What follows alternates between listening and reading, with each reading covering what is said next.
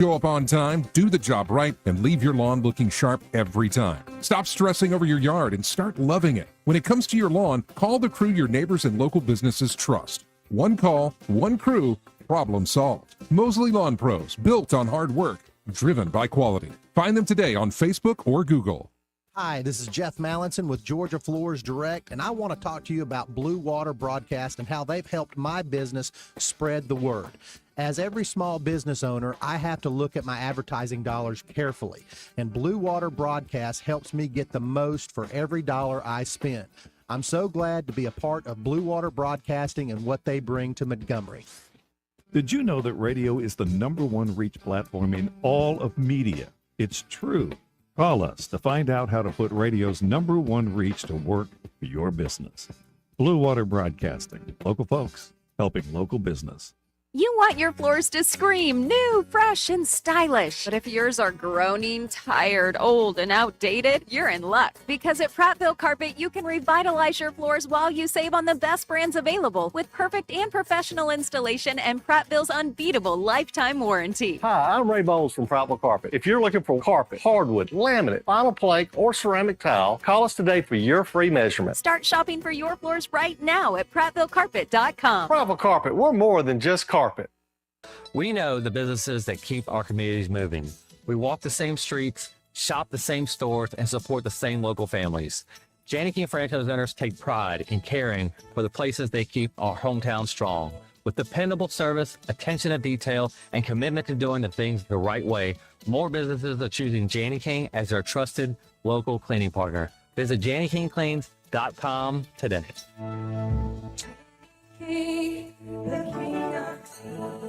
From weddings and concerts to cookouts and construction sites, TT Porta Toilets has been serving Central Alabama for over 30 years. Whether you need standard portable toilets with wash stations or upscale restroom trailers for special events, the Tierce family has the right solution for every occasion.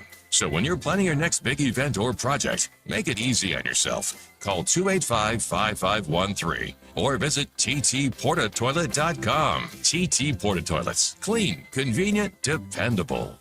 A new year brings new opportunities, and right now the market is starting to shift. Interest rates are beginning to come down, which means more buying power and more options for buyers who've been waiting. If you're thinking about buying a home, this could be the moment to take that next step. And whether you're buying, selling, or investing, having experience on your side matters more than ever. At Hannah and Eddie Realty Group, we're also growing our team. If you're an experienced agent ready to make a difference in this market and want to be part of a team that values knowledge, support, and results, call Hannah and Eddie Realty Group, where opportunity meets experience. The views and opinions of the following program are solely those of the host and other contributors. These do not necessarily represent those of Liberty Acquisitions 825, Blue Water Broadcasting, its management, staff, or any advertisers.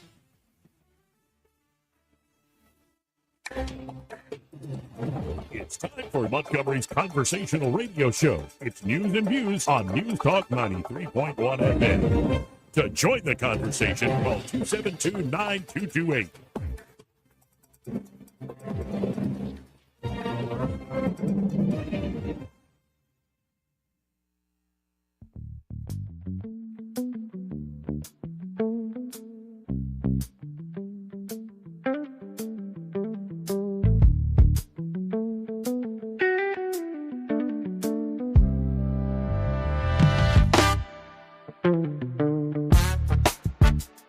Joey Clark.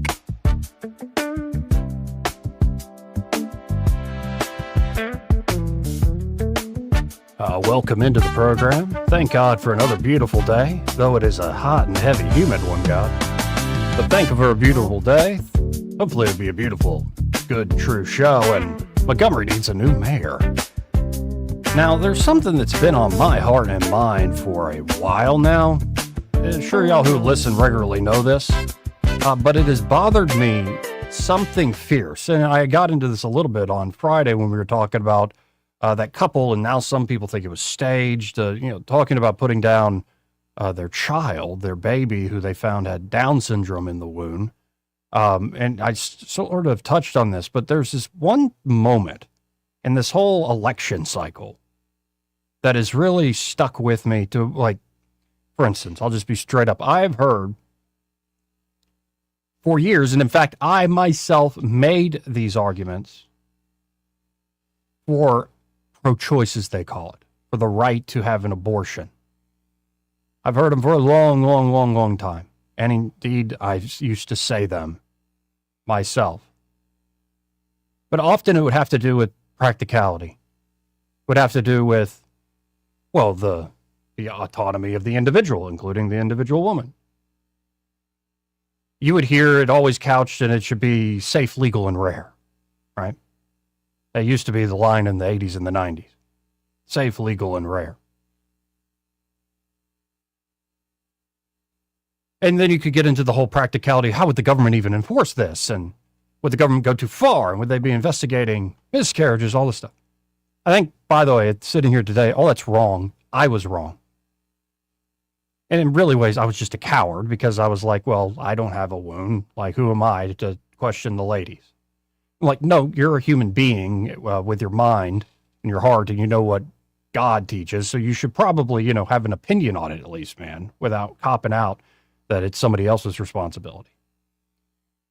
That said, because I myself used to say some of this stuff, and I've heard other people say things in more over-the-top ways or more forceful ways, advocates for this stuff, it didn't really shock me. I don't think it's wrong, but it doesn't shock me when I see somebody, because you have to give the devil his due, so to speak. I'm only half being figurative there. You have to give the devil his due. When, say, a young person all of a sudden ends up pregnant and they're scared and they don't know what to do, that spare, that option, especially when it's made so clinical and then celebrated, it can be, you can fall into it easily. But there's this one moment in this election cycle on the issue of abortion that has stuck with me, and I know I'm not the only one. It's that fella who calls himself a Christian pastor, James Tallarico. When he was on the Joe Rogan program, the Joe Rogan Experience, and he cited the Annunciation. What is the Annunciation? It is when the angel Gabriel visits Mary. And he cited it saying, see, even God asked for consent. And something stuck in my heart when I heard that. I'm like, that is not just a normal argument for abortion. To go to the Annunciation, the very moment of incarnation of our Lord and Savior Jesus Christ, and use that as your platform to stump for killing a child in the womb, well, it just seemed, put it mildly, dark. And by the way, God does want your consent. He doesn't want automatons. He doesn't want somebody who is forced into loving him. He wants your love, your broken and contrite heart freely. But there's something very wicked about twisting that. So I've been making comments about this for months now. Finally, I sat down Saturday and decided to write this. Let's say it's a bit of a response. Not only to that from James Tallarico, but to a lot of what you hear when it comes to abortion. And to be honest, this is beyond abortion as well.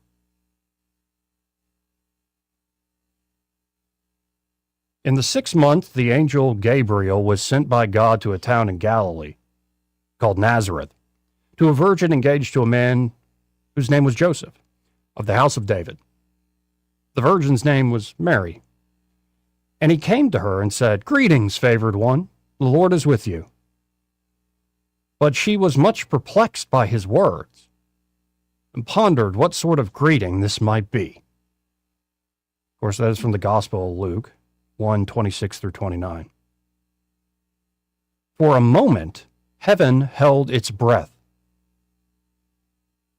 waiting for perfect liberty to breathe, conceived in the woman's yes.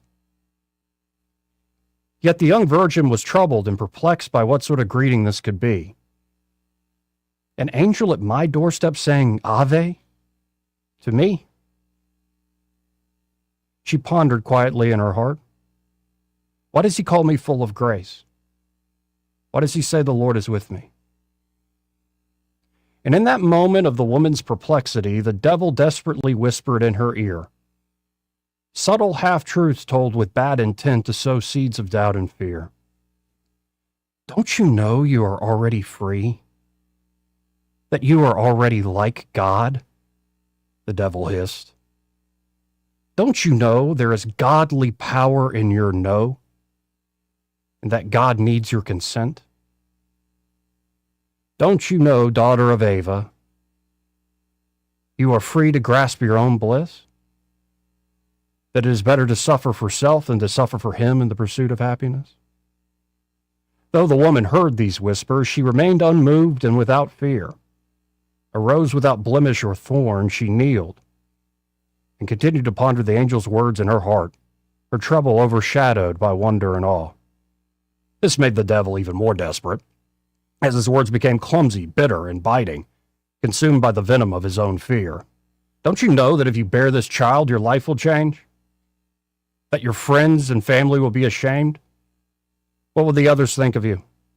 No one will believe that a virgin conceived a child merely from the words she heard, the devil said in vain. What if there's something wrong with the child? And what will your betrothed, chaste Joseph say? Would you bring disgrace upon him in the house of David? Don't you know you could be divorced or put to death according to the law? The woman was no longer listening to the serpent, now amazed by the angel's promises of a son. This made the dragon breathe fire as his hatred and envy consumed him. A son? They promise you a son for you to cherish and love. You do not know what you've done, woman. You do not know what you've done, the devil cried. Do you want to know what will become of him and thus become of you? He will be hunted by kings from the day of his birth. Innocent children will be slaughtered in his name. He will be driven into exile in foreign lands. He will be defamed, accused, mocked, tortured, and maimed. He will be killed in the most humiliating way. He will bleed and die in agony on a tree like a forsaken, forgotten slave. He will be pierced through, and a sword will pierce through your soul as well. As his mother, you too will have to suffer his wounds of body and spirit more than any other creature God has graced. The woman then turned and looked the devil right in the eye. Her eyes were like the moon fully clothed in the sun. Do you still wish to be a mother to this child? The devil cooed, thinking he'd finally won. You could always be a mother to some other child some other day. Think of your own well-being, your own dreams. Think of all the suffering and hardship you could avoid if you just say no. Abort, no one will ever know. No, the woman said to the serpent with the twinkle of a warrior queen in her eye. You are wrong. You have been a murderer from the beginning, the first deceiver who started by first deceiving himself. You disobey and wound yourself and call your desolation freedom, but you are a slave to death, futility, and decay. Yes, I may suffer as I witnessed my child suffer, perhaps more than any mother will ever have to do. But don't you know that from the wounds we bear for others, everlasting flowers bloom? But to suffer out of obedience and love is greater than any promise of sin.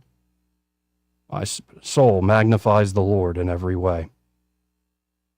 The devil slithered off, beaten and broken by his own game, as heaven breathed a sigh of relief, seeing human and divine humility become one and the same. As the woman turned to the angel Gabriel to say, Here I am, the servant of the Lord. Let it be with me according to your word.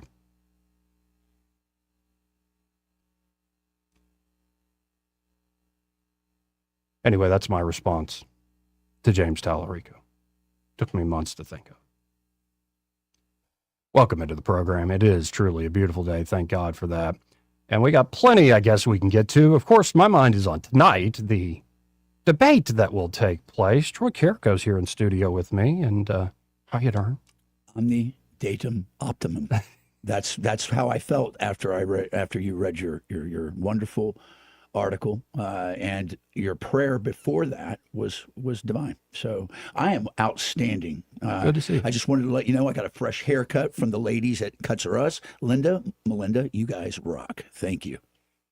That looks good. I was I don't about to have be. much anymore. I was about to be an ass. Be like, You you got could. hair to cut? Yeah, well, guess what? One day you too, this shall pass for you as well.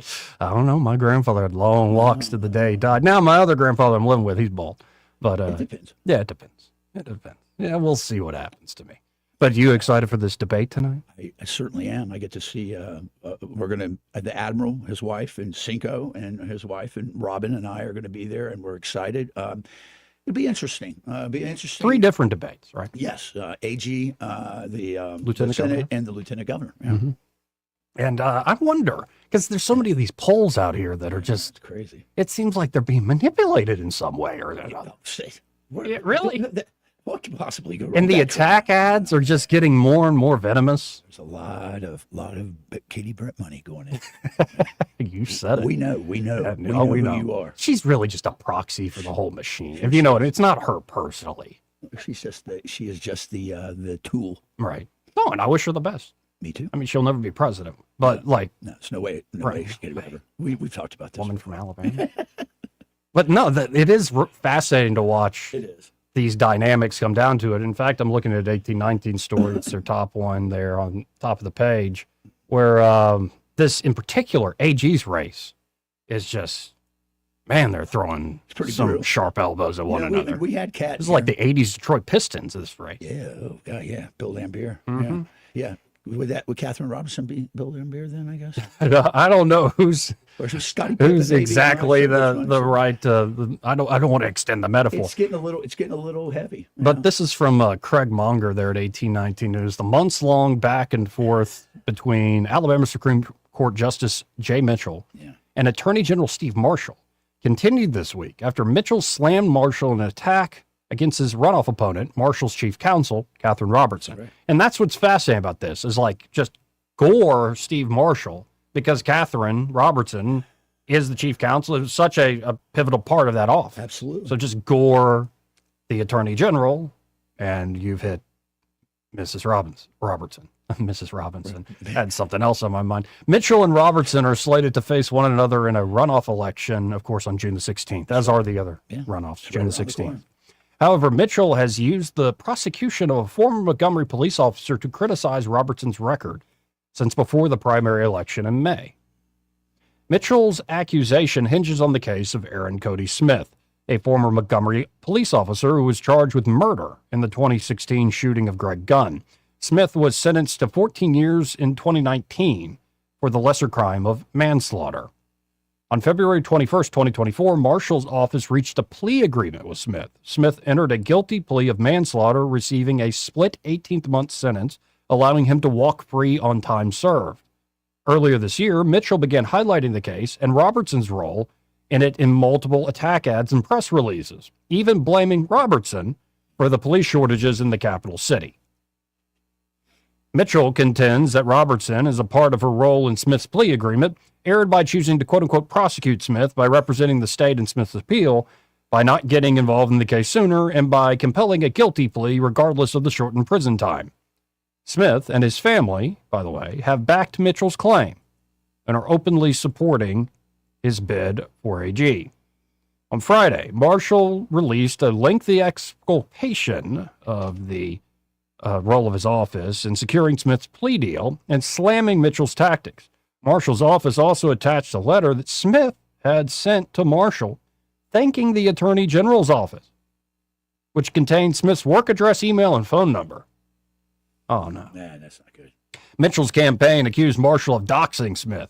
Mitchell said Smith was a target of, quote, violent death threats and harassment from the radical left, end quote, and that publishing the information put Smith and his family in danger of reprisal. Mitchell called it, quote, an overt act of intimidation or apparent rush to do Catherine Robertson's political bidding, end quote. It's cowardly and wrong for Catherine Robertson and her boss to try to silence Cody Smith in this way, Mitchell said. They should take responsibility for their failure in his case, and apologize to him publicly. In the release containing the letter in question, Marshall made the following statement, offering a justification for his office's role in the case. Officer Smith was prosecuted by the former district attorney of Montgomery County, Marshall said, Daryl Bailey. He was charged with murder and convicted of manslaughter. According to our legally mandated duty, my office handled the conviction on appeal. Years later, when the case returned to the trial court, my office took the extremely rare step of intervening and offering the officer a plea agreement that would permit the officer to immediately return home. The Montgomery County District Attorney objected to the resentencing, asked the court to preserve the previous sentences of 14 years, and noted that the officer believed he was, quote unquote, above the law and that he intentionally and unlawfully killed Greg Gunn. Again, that was the district attorney, Daryl Bailey. Nevertheless, our agreement was entered by the court and the officer was released. After his release from prison, my office gave Officer Smith a recommendation for a state job and even recently was trying to assist him in his pursuit of a pardon. What makes this especially difficult and personal, again, this is Steve Marshall saying this, makes it especially difficult and personal to so many in my office, is that Officer Smith himself sent us a letter thanking us for our assistance in his case. Nothing about the facts have changed, only the political season. I have immense compassion for Officer Smith and what he endured, and am sad to see his story used as a misguided political weapon against those who fought to help him.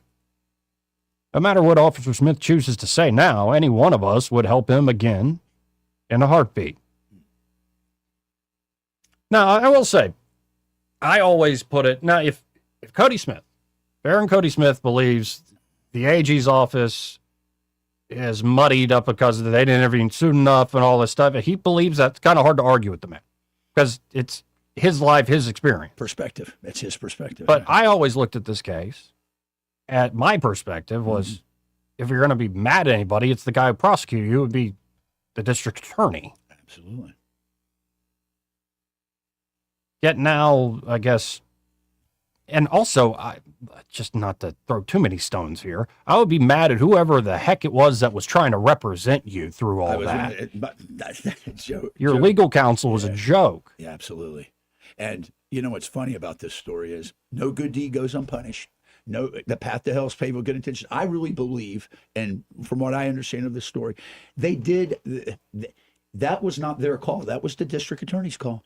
And then obviously their attorney didn't have a very good relationship or ability to affect. And I guess Mitchell's argument is that the AG's office could have intervened earlier in saying there was faulty counsel. There's all sorts of things and different angles to this. And again, Cody Smith, Officer Smith, is siding with Mitchell, backing Mitchell. It appeared, I believe, in ads or Mitchell. I wonder how much that costs. But, that's just one instance, and I'm sure it'll be brought up tonight at the debate at Impact, Montgomery Performing Arts Center, downtown, folks. Doors open at 4 o'clock in the afternoon. Debates get going at 6. I went back and watched our interview with our time with Catherine Robinson, and when I asked her the question, or I made the statement, I said, crime's a problem, but I said, I can resolve that through the Second Amendment. And she started to jump in and go, yes, guns are good. You remember that? She said that. My friend Shane watching, he goes, did you notice how she wanted to say, that's right, armed citizens is a safe, but I think I really like her. I think she's, and again, Mitchell is very competent, but I think that we have two really good candidates, strong candidates for the AG. So 272-9228 if you want to get in on the conversation. And again, it's not just that race. No, the AG's race after, I assume AG will go first in this debate cycle. I think so. And then it'll be the Lieutenant Governor's race with John Wall and Wes Allen. And then it'll be Jared Hudson and Barry Moore, both former Navy SEAL Jared Hudson, U.S. Congressman Barry Moore. And veteran. Make sure listen, I was listening. We could get into that a little later. I want to, because Charles I called into the Besant show. Beeson show. We don't have the Treasury Secretary before us. Besant, Beeson. Alabama Unfiltered. Anyways, and the statement was made that obviously the dark money that's throwing is this is a SEAL. This is just a guardsman. And let me explain something to you, brother. Yeah. I don't care if you did 1 year, 2 years. That's the problem with this veteran mentality is, I only served 2 years. I'm not really a full-blown vet. No, yes, you are. You did more than anybody else. Right. Shut up. So we'll see. We'll see how that bakes out. I don't think but I can't be a veteran. I wasn't on Joe Rogan talking how my body got possessed by a demon in Erbil, which we have that clip on. I know. It's pretty crazy. Well, I had my own. Oh, I know. I've got that for later. Okay, good. We don't have to do all your personal stuff, but I'm saying that people have seen stuff. But you're still a veteran, even if you didn't see demon possession in Ordeal. That's the point. You're still a veteran. You're probably more of a veteran. Anyway, let's go to line 1. You're on there. Who's this? Simpler Days. Hey, how you doing? Good afternoon, gentlemen. Hello. Why don't you, Joey, invite Cody on the air and let it come from the horse's mouth? Let him tell you exactly how it went down. He's welcome to be on the show anytime. So if I give him a call and say, Cody, why don't you call Joey and discuss the matter? That'd be great. Yes.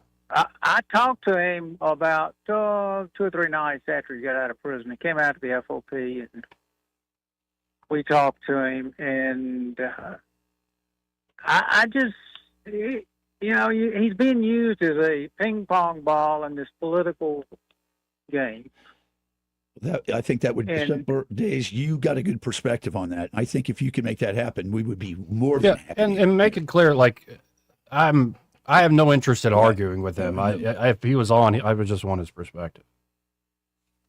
Yeah, and Cody's a good guy. He's easygoing, and that's exactly what he'd do. But I just think you would get, a different perspective from the horse rather than the 2 riders that are trying to ride the horse to their, in their favor.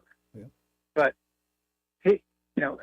really the one that really makes me the sickest in this, Joey, is one Todd Strange.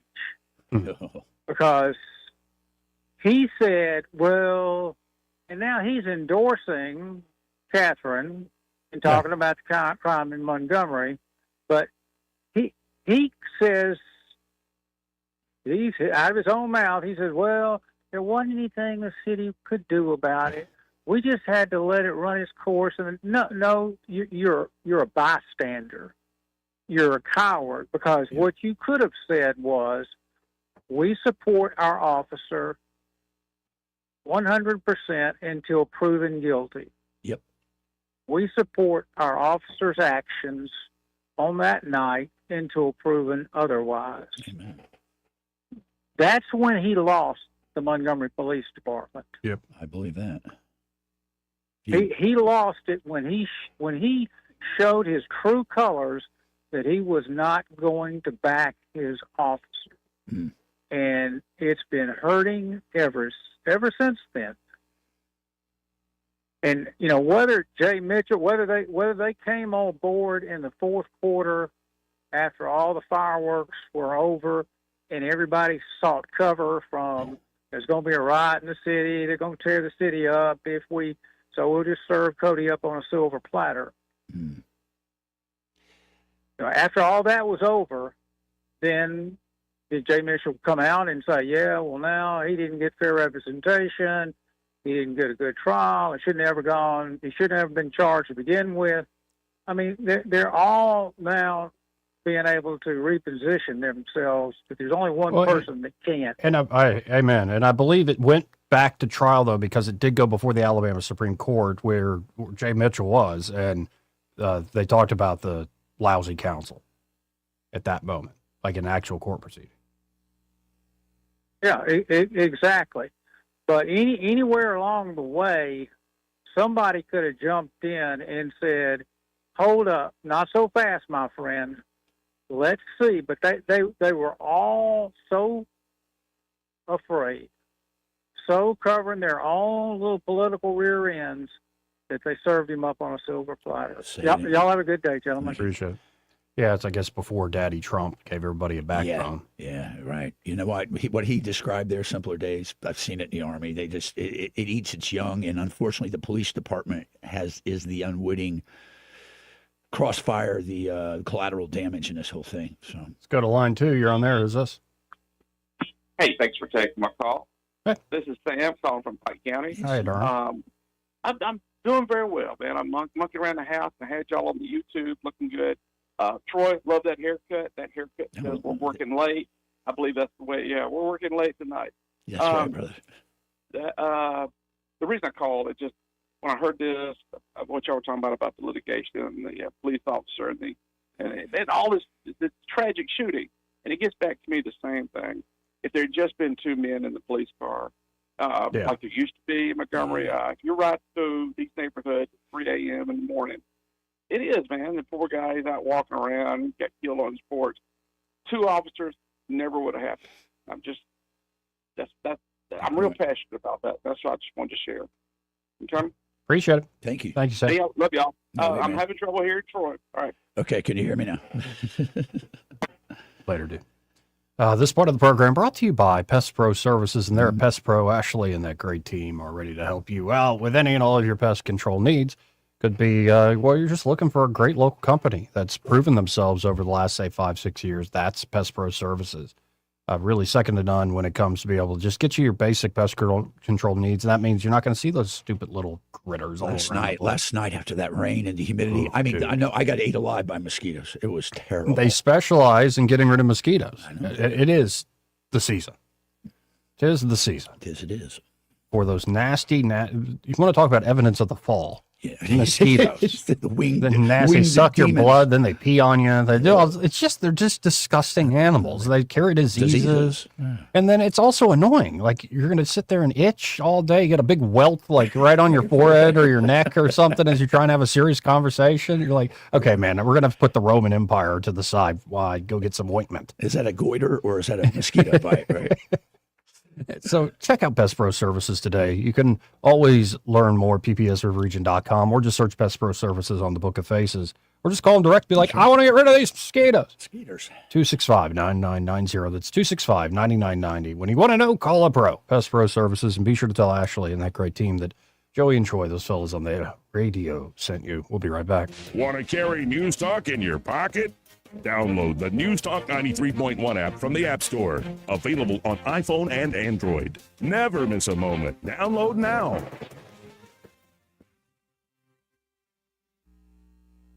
"2026 marks 60 years that hope has had a home in Alabama.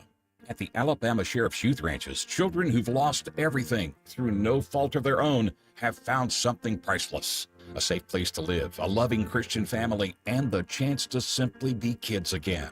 Here, boys and girls grow up surrounded by care, guidance, and faith, learning right from wrong, learning responsibility, learning they are valued and that their lives have purpose. As the Alabama Sheriffs have believed for 6 decades, it's easier to build boys and girls than to repair men and women. These former ranchers are now teachers, parents, business owners, and leaders. Living proof that love, structure, and faith can change a life forever. As the Alabama Sheriff's Youth Ranches celebrate 60 years of serving Alabama's children, you can help ensure the next child has the same chance. Learn how you can make a difference at alabamasheriffsyouthranches.org. 60 years of building lives, and we're just getting started. For too long, Alabama's statewide news companies have shamed us for our conservative Christian values. Alabama deserves a news company that cherishes our culture, a company that isn't bought and paid for by the powers that be. 1819 News is that company. Run by Alabamians for Alabamians, 1819 News celebrates what is good and beautiful about our state, while exposing those who work against our values in secret. Just go to 1819news.com to learn more. Subscribe to our newsletter. That's 1819news.com. With the Wall Street Business Report, I'm Rich Thomason. Wall Street pointed toward early gains and oil prices briefly rose more than $4 as fighting between Israel and Iran escalated. Oil prices settled back after Iran's military said it would stop offensive operations. Brent crude, the international standard, was up $1.12 to $94.21 a barrel this morning after being up $4.60 a barrel overnight. Chip maker Micron jumped 7.2%, while Supermicro Computer, which makes servers and other data storage products, rose 6.3%. Apple is expected to unveil new artificial intelligence features at its annual developers conference starting today. It's the last worldwide developers conference featuring CEO Tim Cook before he turns over the reins to John Turnus in September. For the Wall Street Business Report, I'm Rich Thomason. Rich Thomas Weather, a service of Riverside Chevrolet Wetumpka. If it's Chevy, it's Riverside. Best price, best selection. Check them out on the web at riversideusa.net. Rich Thomas Weather. Hi, everybody. No surprises in this forecast. It's very typical for the early part of June. Lots of humidity. Today's high temperature up to about 86. Limited sunshine. There'll be some, but a lot of clouds. Spotty, random, scattered showers and thunderstorms, most numerous in the afternoon and evening hours. Tonight's low 71. Then, as we look towards Tuesday, Wednesday, Thursday, and Friday, little day-to-day change. Very humid, upper 80s on Tuesday, near or above 90 Wednesday, Thursday, and Friday. Lows at night in the lower 70s. And every day, you got it, scattered, random, pop-up. Mostly afternoon and evening, showers and storms here and there. Some towns get wet, others don't. From the Blue Water Weather Center, this is Rich Thomas. Live, local talk. The River Region's most trusted voice for news and opinion. News Talk 93.1 FM WACV.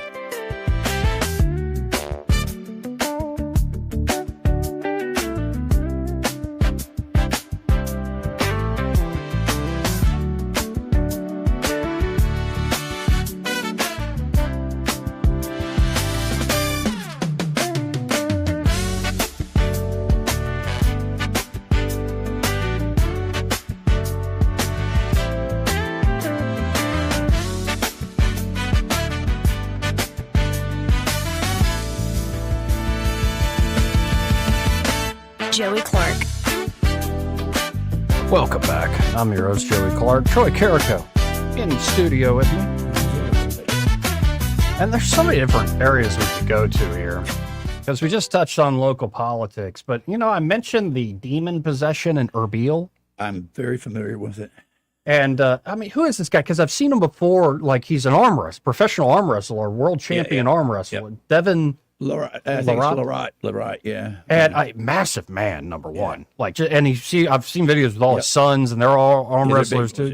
And he just sets these mitts on them, where I'm like, gum, I don't want to get in a fight with that guy. But he was on Rogan. He told all sorts of crazy stories. Like Rogan asked him about, well, let me ask you, you ever see the Giant of Kandahar? Yes, I've not seen it, but I have. But you've seen very big people. I have seen large, red-haired and non-Pashtun Indaris in the mountains. Yeah. Very large. And by very large, clearly over 7 foot at least? These were, the guys I saw were about 6'6", probably 6'6". 6'7". They were big. But they were big dudes, and they big red beards. I've seen them. They're up That's in the weird. They're Red up in beards. coast. They're up in the northern regions of Afghanistan. But I have seen a demon myself at Abu Ghraib prison in Iraq. They are there. They prey upon war. War is a feeder to them. Of course. Yeah.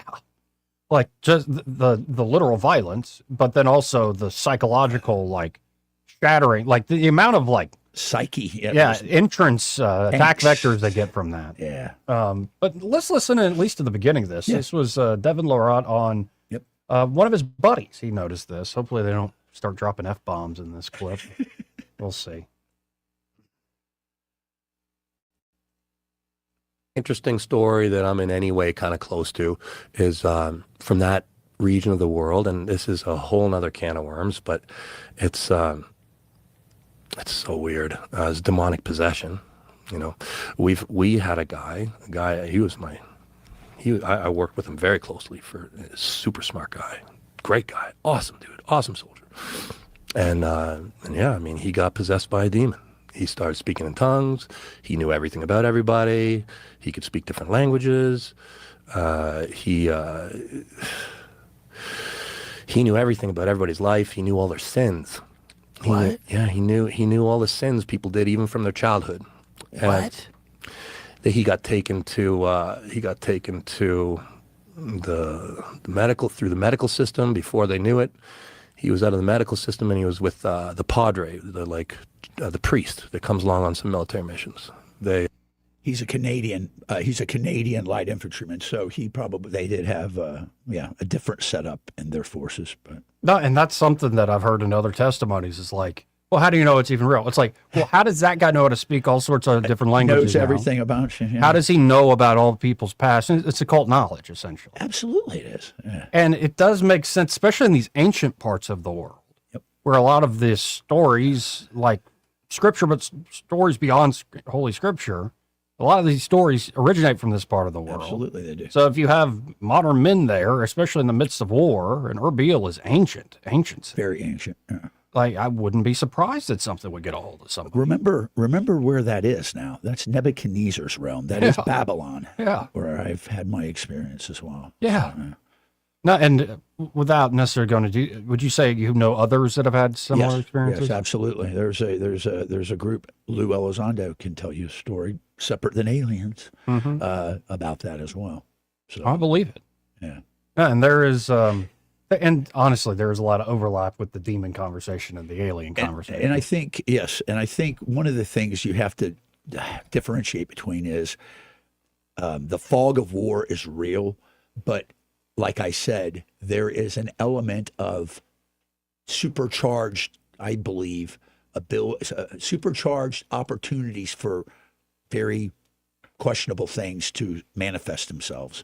And insofar as the large men, we know about the Nephilim, right? We know about Nephilim, the Grigori and all these that were in that space. In that interview, that guy, Devin Larat, says he was there on a mobile mission. He said he hated those because essentially that's you're out and about looking for a fight. You're on patrol. Yeah, it's called movement to contact. And they said you're they're out there to get contact.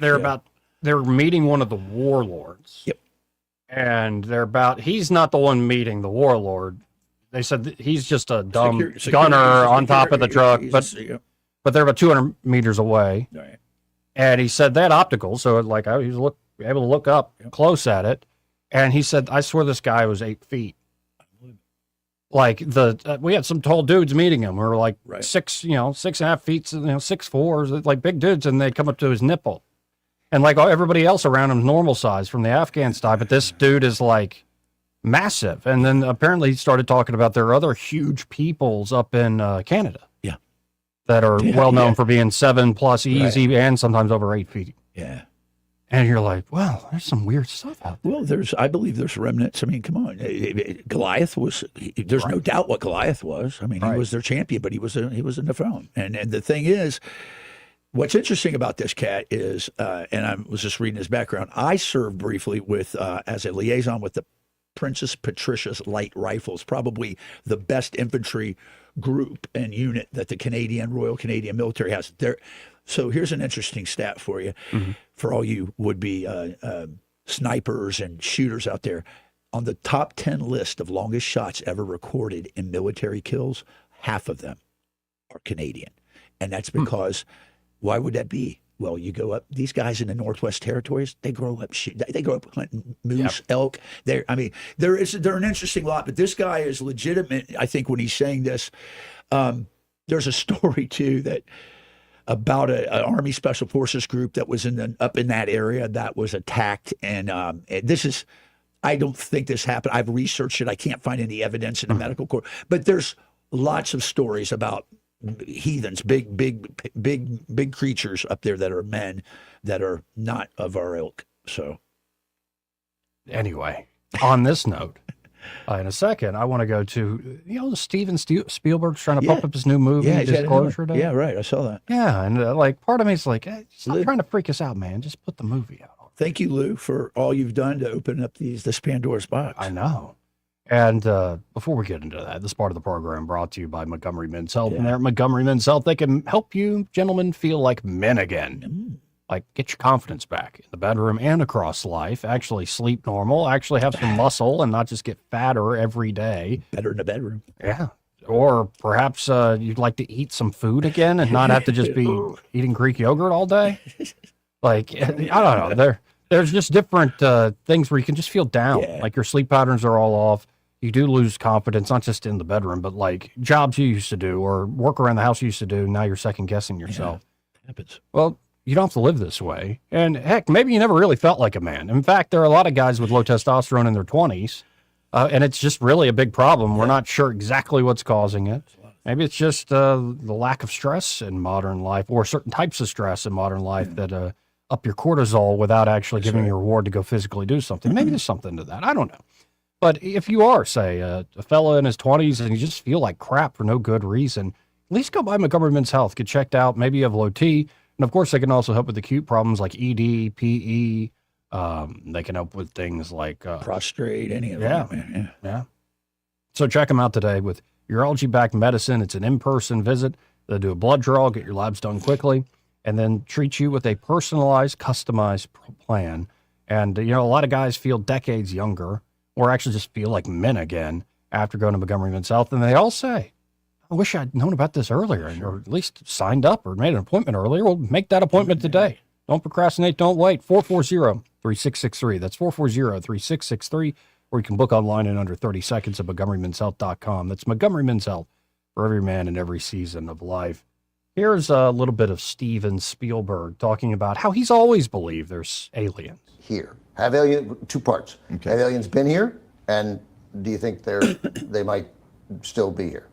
Well, based on the circumstantial evidence of everything that I've gathered throughout my whole life, and everybody I've listened to, and every documentary I've ever watched, and all the testimonies in Congress that I've heard, I absolutely think that they have been here, and they are here, and who knows, maybe they've always been here.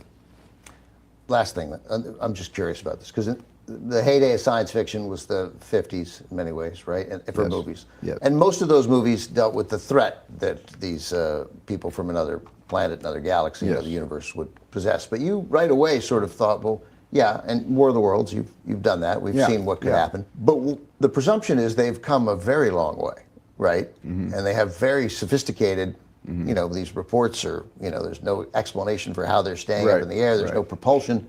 Why would more sophisticated people come here to harm us when it seems like it would be interest? Let's put it this way. I've done both. I conceived of the series and produced with Noah Wiley, Falling Skies, and the Men in Black film series I co-produced, and War of the Worlds I directed. David Kep wrote War of the Worlds. But then there's Close Encounters, there's E.T., there's Disclosure Day. So I've sort of, and that basically is not my belief system. I thought at one point, I can make more money if they're bad, and they come down and start wrecking everything. I can get more special effects out of destruction than I can by benign interaction. And so that side of me has a lot of fun. But although War of the Worlds was a serious metaphor for 9/11, so I take that film much more seriously. It's a little different. That was it's a metaphor. Different thing. It's a different thing. But my heart and my soul tell me that this isn't an aggressive off-world. There's not an intentional villain up there drawing their plans against us. I do not believe that. That's more you. That notion is more. That's core who I Steven feel Spielberg is. My core beliefs are. Is that if they're going to come all this way, whether it's through a wormhole that may take, 3 months to get her, or whether it's a lot of light, speed of light travel time, I don't believe they would come here to essentially, colonize us, do us harm, sow and reap, and I mean, by, basically. I don't know about that, man. And why do I get the sense too when I look at that clip? Like, can I get a full body shot? Because I get a sense of those two right there, Spielberg and that interviewer, sitting there like tickle each other with their tentacles down at the underneath the table. Their tentacles. I don't think they could reach that far. Oh, they can. You think that detract it? Yeah. They send out. So I got you. Yeah. All right. Yeah, there's some weird kind of tete-a-tete there that's like. But it's also interesting. Like, do I think there's a possibility? I think the idea that it's just like they travel by the speed of light a really long way. I think that's a lame excuse. I think that they honestly, my thoughts are, after researching some stuff and having access to things that are semi-classified, it's not so much that they travel like Star Trek and warp. Right. It's that, like Einsteinian relativity, the idea of bending space and time and coming in and out of it in folds and multifolds. And also, something says an interdimensional being. I'd imagine there are some that want to help us and some that want to hurt us. Well, let's be honest. When did it, as Lou said, when did this all begin? Really, it began when we split the atom. That's when we noticed a surge of stuff. And then I think that's like the prime directive. They started taking note of us, and they probably saw us as very aggressive and very warlike, and they're keeping an eye on us. But they could have enslaved us rather than just put an anal probe up some guy's butt in Washington State one night. They could have put us all in shackles, right? Yeah, no. Turns out there was a receipt. He paid for that. It wasn't an alien. It was some lady named Donna or Donna. I don't know. Anyway, Anyways, you may not know whether he's coming or going. But whether you're going to work or coming home, Greg Budell is there. Mornings, 6 till 9, and afternoons, 3 till 6. Only on News Talk 93.1 FM, WACV. Hi, I'm Carl Schmidt, naturopath and owner of the Herb Shop Wellness Center at 8161 Vaughan Road. You know, with over 30 years experience in natural wellness, I've seen countless health fads come and go. A few years ago, we added a patented technology that actually activates your stem cells. It reverses the aging process at the cellular level. However, you do need proper hydration and targeted nutrition. At the Herb Shop, our advanced scanning and testing technology allows us to accurately assess your nutritional needs and get a customized plan for you. Come in today and see what the Herb Shop can do for you.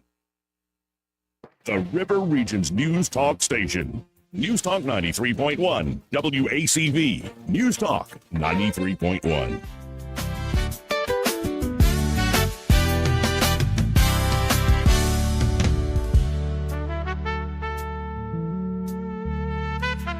Joey Clark.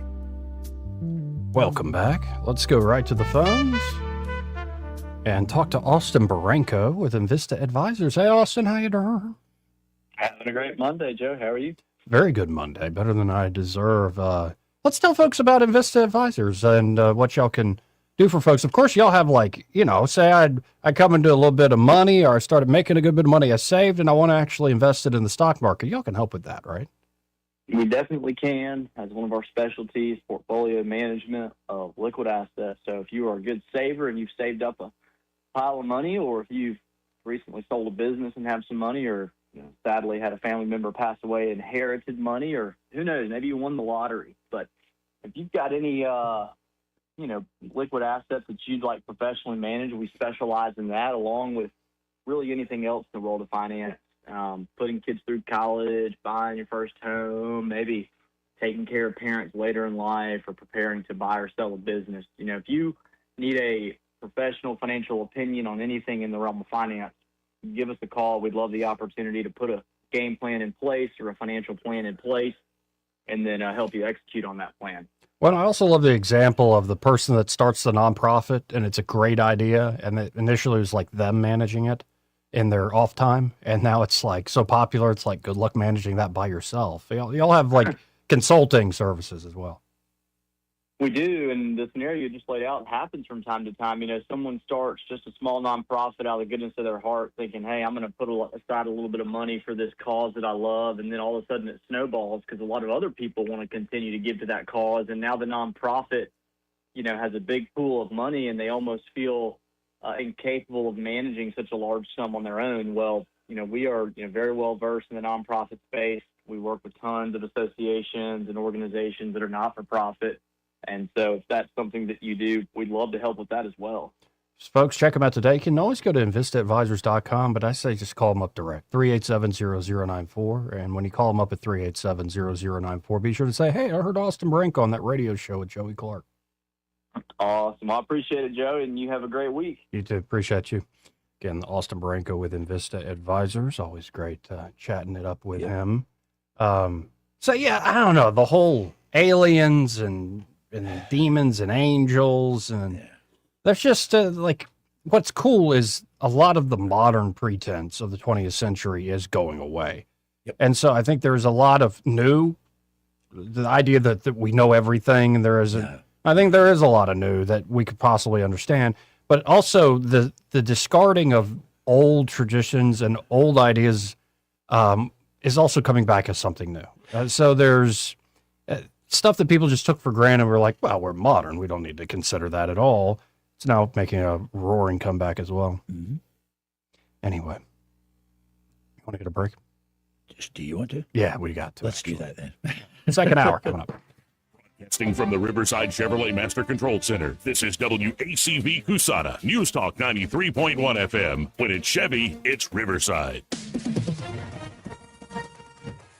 SRN News, I'm Bob Agnew. In Washington, Israel and Iran have traded fire in the first attacks since the U.S. struck a ceasefire deal with Iran 2 months ago. The Iranian military said later, after those attacks, that it would stop its offensive operations. Israel has also said it would stop responding, but will continue if indeed those attacks should resume on the part of Iran.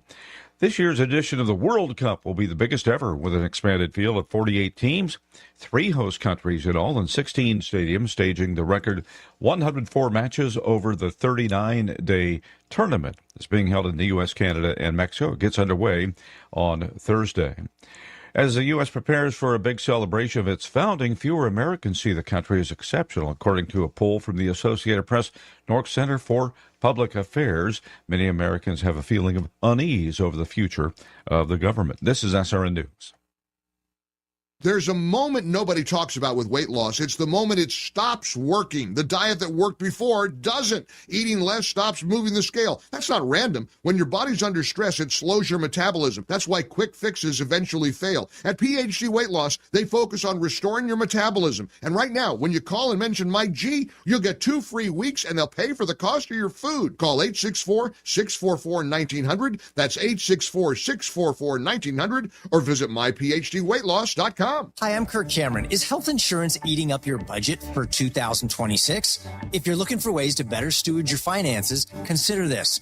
Christian Healthcare Ministries is a health insurance alternative at half the cost. As a ministry, CHM allows you to share the burden of medical bills with other believers. Join CHM today by visiting chministries.org/wellness. That's chministries.org/wellness. The Rich Thomas Weather Network, brought to you by Montgomery Paint and Body. From little fender benders to total body repair, MPB will fix it good as new, maybe better. For 4 decades, the Turner family has been getting you back on the road. Call 279-7325. Rich Thomas Weather. Hi, everybody. No surprises in this forecast. It's very typical for the early part of June. Lots of humidity. Today's high temperature up to about 86. Limited sunshine. There'll be some, but a lot of clouds. Spotty, random, scattered showers and thunderstorms, most numerous in the afternoon and evening hours. Tonight's low 71. Then, as we look towards Tuesday, Wednesday, Thursday, and Friday, little day-to-day change. Very humid, upper 80s on Tuesday, near or above 90 Wednesday, Thursday, and Friday. Lows at night in the lower 70s. And every day, you got it, scattered, random, pop-up. Mostly afternoon and evening, showers and storms here and there. Some towns get wet, others don't. From the Blue Water Weather Center, this is Rich Thomas. When the heat hits to the river region, don't wait. If your AC quits, Hands Heating and Air offers same-day service, or your diagnostic charge is free with their Comfort a Day or You Don't Pay guarantee, plus 24/7 service with no overtime charges. From the Blue Water Broadcasting News Center, these are today's top stories. Montgomery police are investigating a Saturday night shooting that left a woman critically injured. MPD responded to a single vehicle crash just before midnight on Austin Street, where the driver was found with injuries from a gunshot wound. Police believe the woman was shot in the area of Gibson Street. No further details have been made available. 4 Alabama State men's basketball players have been ruled permanently ineligible by the NCAA. The former players accepted payment from gamblers to fix the outcome of a game in 2024. According to the NCAA, 2 known gamblers offered the players a total of $2,000 to throw the Southern Miss game. The players were paid off after ASU lost by 17 points. An Auburn University student on vacation with his family has been found dead in Japan. The body of 20-year-old Weston Higginbotham was found in a mountainous area near Kyoto on Saturday. Details are limited. The cause of death has not yet been released. Higginbotham was last seen on May 29th leaving a train station to go hiking. From the Blue Water Broadcasting News Center, I'm Sky Mosley. This hour of news and views is brought to you by our good friends at Alabama Home Mortgage. Alabama Home Mortgage, 567-4223. Visit them on the web at myalabamahomemortgage.com. NMLS number 1586368. an equal housing lender. I'm Bradley Ehrlichtal, and I'm asking for your vote June 16th for Circuit Judge Place 5, Autauga, Chilton, and Elmore counties. I'm a 20-year veteran of the trial courtrooms of Alabama. I've served you as an assistant district attorney. I've served you as the municipal prosecutor for the city of Prattville, and I've continued to serve you as the municipal judge of Millbrook. I've defended the most difficult and serious cases before judge and jury. I've been serving this community for 20 years. Vote Bradley Ehrlichtal, June 16th. Paid for by the committee to elect Bradley Ehrlichtal, 131 Hunts Alley, Prattville, Alabama, 36067. Lots of places can expose you to identity theft, but that's why LifeLock monitors hundreds of millions of data points a second for threats to your identity, which is way more than anyone can do on their own. If they find anything suspicious, like new loans or changes in your financial accounts, they'll alert you right away, all through text, phone, email, or the LifeLock app. Get the alerts that can make all the difference. Save up to 30% off your first year with the promo code BECK. LifeLock.com, 800-LifeLock, 1-800-LifeLock, or LifeLock.com. Use the promo code BECK at LifeLock.com. The views and opinions of the following program are solely those of the host and other contributors. These do not necessarily represent those of Liberty Acquisitions 825, Blue Water Broadcasting, its management, staff, or any advertisers.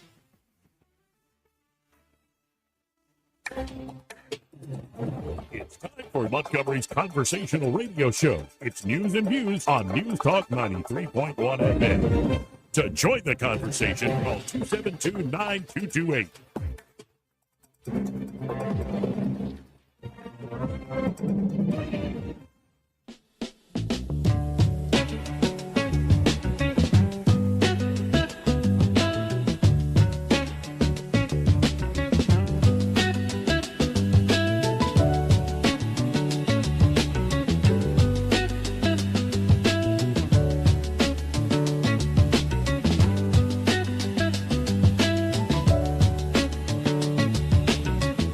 Joey Clark. Welcome back. I'm your host, Joey Clark. Troy Carrico here in the studio with me. So there was a whole thing that happened where Iran shot missiles at Israel and Israel shot back or something. No, they did several deep airstrikes in Iran. Yeah, we can do that. Yeah, it's like back and forth, back and forth, back and forth. Like I can pull up here. It's a live blog. It's not an Iranian news source, but it's Iran International. Citizen Free Press always links to it. And it's just got a bunch of it. Iran and Israel halt attacks after Trump demands immediate ceasefire. Israel had planned dramatic Iran attack before Trump called it off. One of the leaders of Iran says not afraid of U.S. talks collapsing. Trump warns Netanyahu he could be left alone against Iran. Iranian missile raids on Israel hit targets aiding Hezbollah in their war. U.S. military says it disabled another tanker over Iran blockade violation. Iran says airspace has returned to normal after military operations ended and the Israelis striked. And so the point is, folks, this is happening hours, by the hour. A lot of crazy stuff going on. So here's what Trump had to say, and he's always got comments on everything. It's amazing all the different things you've got to comment on. But both sides, Israel and Iran, are looking to do an immediate ceasefire, which is in all caps. Yeah. Final negotiations on quote-unquote peace are proceeding, subject to ignorance or stupidity getting in its way. The blockade will remain in place and in full force and effect until a final deal is reached. Things should move quickly. Thank you for your attention to this matter. Donald J. Trump. President Donald J. Trump. Mm-hmm.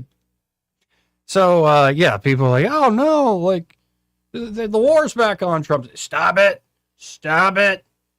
Be quiet. Stop killing each other. Here's what's going on, Joey. And I have this on very good advice. We are in a temporary pausing motion right now because we need to restock a lot of our wares. We've learned a lot from this first engagement about the scalability of responses to drones and hypersonic missiles and ballistic missiles for that matter. But more importantly, no matter what you're reading in the paper about, they're digging up their missiles, they lack the command and control. Right. They lack the ability to effectively put together a cohesive and coherent attack. So we've got them, we have neutralized them to the degree, but there's going to need to be a little more done. And I think we're getting up to that point where we're going to go at it again and take out what the remnants of the IRGC is. I believe that with all my heart. So, and here Trump told the Financial Times, this is after Iran fired at least 10 missiles into Israel. Maybe, I'm not sure all 10 hit or even got close to their targets. But Trump told the Financial Times that Israeli Prime Minister Benjamin Netanyahu will have to accept any ceasefire deal the U.S. brokers because he doesn't call the shots. Netanyahu won't have any choice. I call the shots. I call all the shots. He doesn't call the shots. So, and Trump, of course, last week called Netanyahu, you're effing crazy, and nobody likes you, and nobody likes Israel. And both men are like, well, it's just family conversation. I kept you out of jail.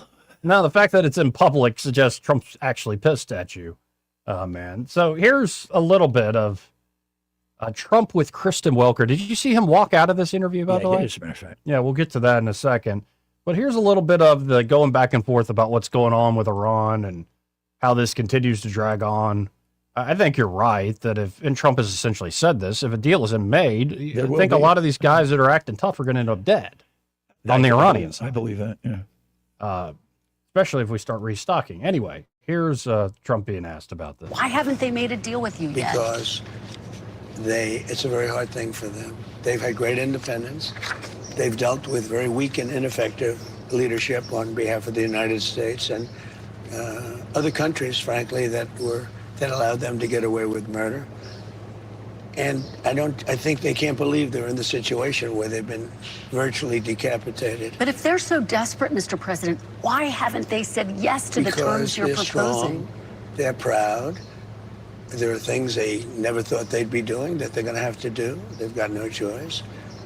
And it takes a little while. You're talking about 47 years of getting away with whatever they wanted. I mean, this should have been done long ago.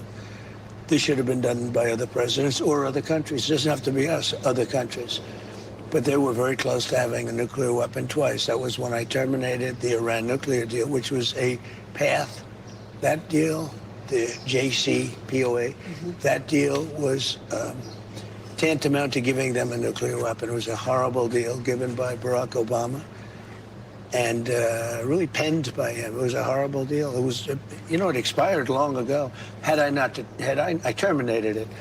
But had I not terminated it, it expired long ago. It was a short-term deal. It was a road to a nuclear weapon. They would have had a nuclear weapon 5 years ago. So, Trump kind of handles his own when he's pressed on a lot of this stuff, but it's still ongoing.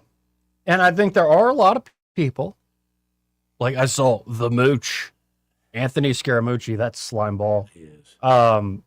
No, but maybe he's actually a good guy, Joe. I'm like, okay.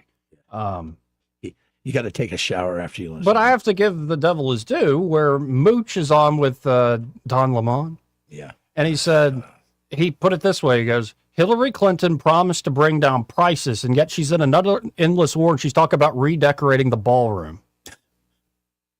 There's going to be a lot of ways to attack Trump and team. Now, the problem is the Democrats suck. They do. In many ways. It's going to be specific to particular congressional races and whether or not they can actually regain the House. I don't think nationally, I don't think their brand is actually that great. Nor is, right now, I think Americans nationally just unhappy. I think they're unhappy with both parties, and they should be. Yeah. Now, here's Trump being asked about, this is an endless war, another endless war. I just won a big election. And the reason I won an election is people have confidence in me. I have good judgment. I had to make a judgment. Do I want to go along and have a country that's doing really well, but somebody is going to try and kill us? Or do I want to put out that horrible threat? And I did. I put it out. I put it out for many, many years. Now I'm going to put it out permanently. I'm going to do it either through negotiation, where we're very close to a deal, or I'm going to blow the hell out of them, to be honest with you. And it's going to be very easy for me to do. That's actually the easier path. So when you say I promised, I didn't promise anything. I don't like these endless wars. This is not an endless war. We've been doing this for 3 months. Much of it has been under the a pretty good form of ceasefire. The blockade has been amazing. Our Navy is amazing. Our military is the best in the world.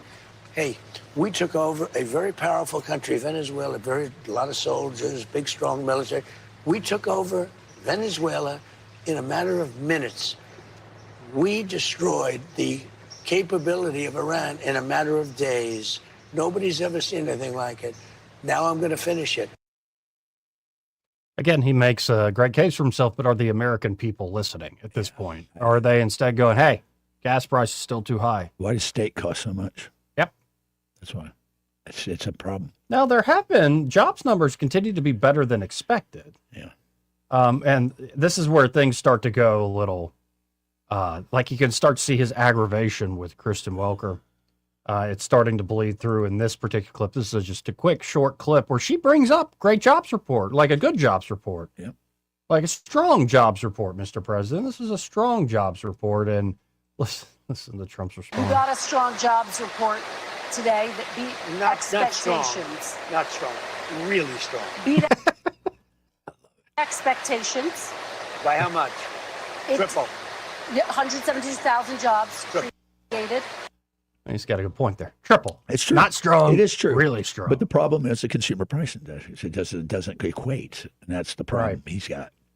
But if you could hear in that clip, folks, they were in Wisconsin under some like metal roof barn, probably. It sounds like rain on a metal roof. It is. And which is cacophonous. If you're like, it's probably not. We're hearing on the mics, but actually sitting there, it's probably hard to hear. The acoustics were probably really bad there. I noticed that. Yeah. So let's listen in. This is how this interview ended. Now, of course, this is one of those Rorschach tests where, like, my liberal uncle's like, yeah, Kristen, give it to him. The president, this liar in chief, needs somebody to talk tough to him. And then, of course, everybody in MAGA country's like, yeah, give it to the fake press, Mr. President. Two-faced J.D. Vance, one of your relatives says, doesn't he? That two-faced J.D. Vance. Yeah. I love it. Still love the man. Yeah, you got to love him. But here is... let's listen in. This is talking about, I guess, the California elections. You see, all of a sudden, a bunch of mail-in ballots come in, and now Spencer Pratt's not going to be in the runoff. Listen, that's interesting. It was so. The hubris and the just complete disdain and disregard for the law and how they do things is right in front of you, Joey. Right in front of you. By the way, did you know that it looked like Kamala Harris on election night in 2010 had lost the run for Attorney General of California? Yeah, they fixed that. And a few weeks later, there are a bunch of mail-in ballots that dropped, and she ends up winning by percentage and a half. I'm hearing. I think you have heard too that the DOJ is looking into. They're sending people there. I hope so. But let's listen into this moment. It was a dirty election, Mr. and it's President, happening again right now in California. You've never presented evidence. It's happening that the right now in election California. was rigged. Right now, it's look at what's Where's happening the in California. To that? It's the 4 Republicans days. are doing well in California. It's no, they're not. They're dropping fast because it's a rigged election. Let me tell you, it's 4 days. And they aren't even close to coming up with it. You know why they're doing that? Because they're cheating on the election. Do you have evidence to support all I have to do is look.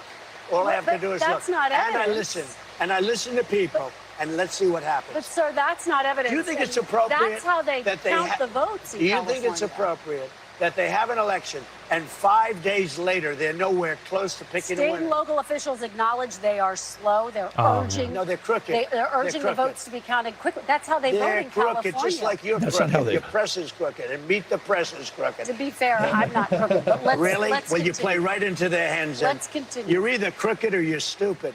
You play continue. right into their hands with this. Yeah. You know Both. that these elections are rigged. Your network knows that they're rigged.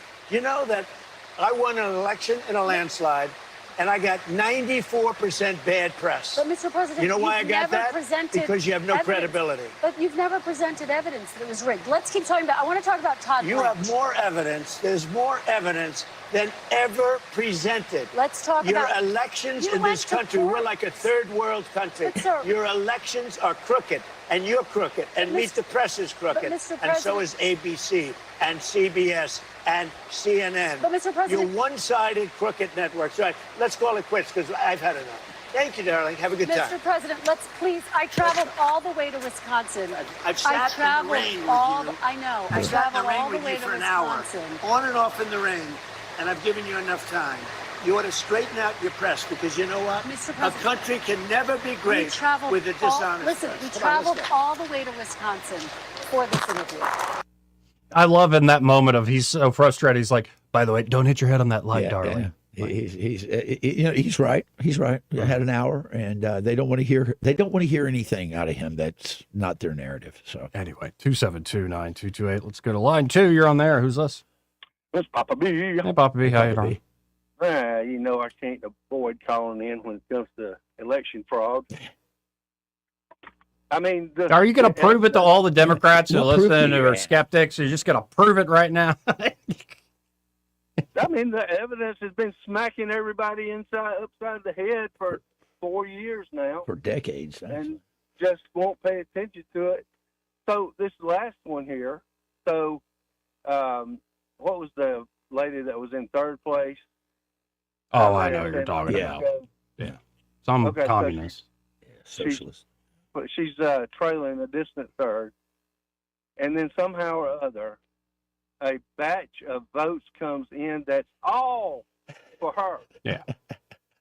That puts her in second place. Not even one vote that is for either of the other two. It's just mathematically impossible.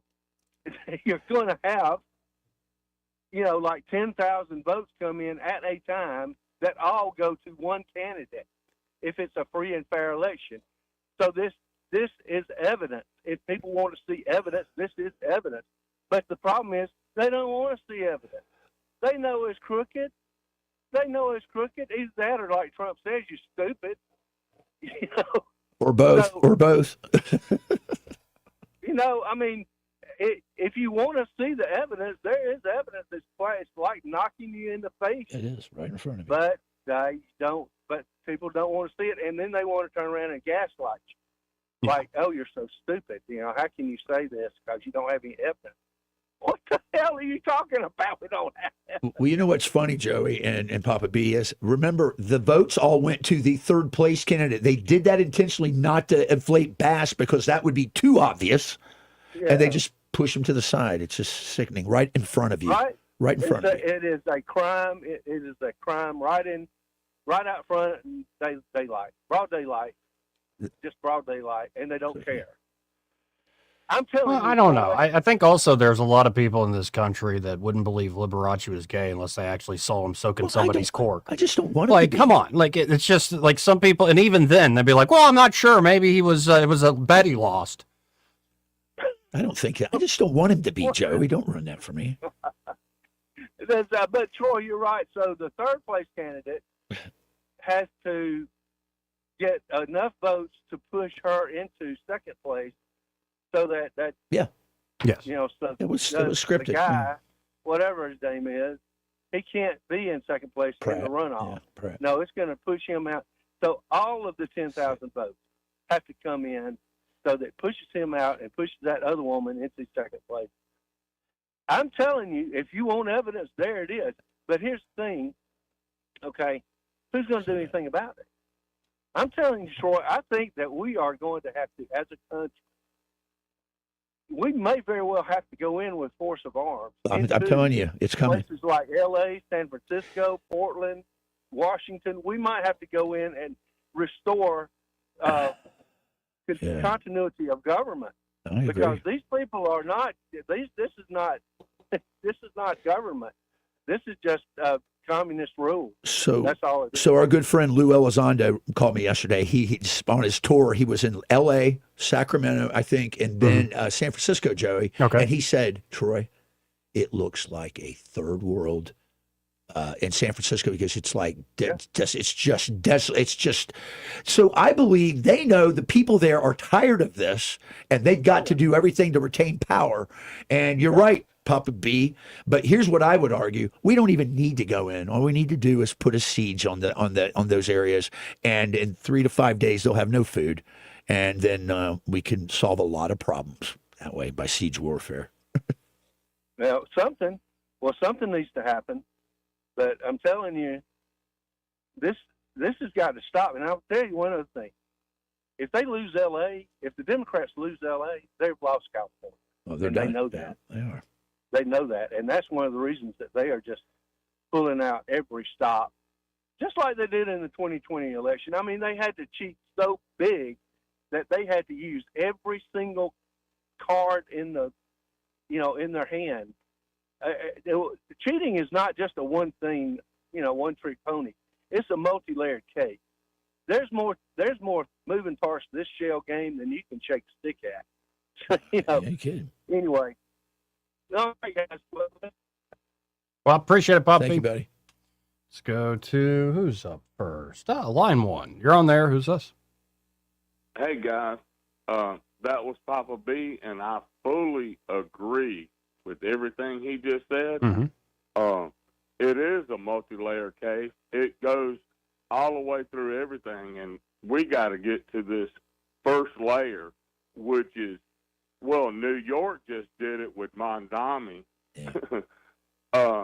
Now we got L.A. You got Karen Bass, who is so incompetent that you can't even shake a stick at it, right? Mm-hmm. But in order to keep her in, they're going to bring up the third place person to knock out the second place person in order to keep her in there, keeping the scam going.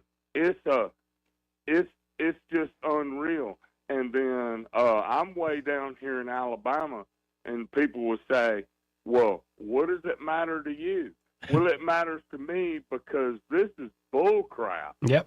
Here in America, you can run for government and you can state your platform, but don't rig the damn election. The people will vote for you if you got a platform that they like.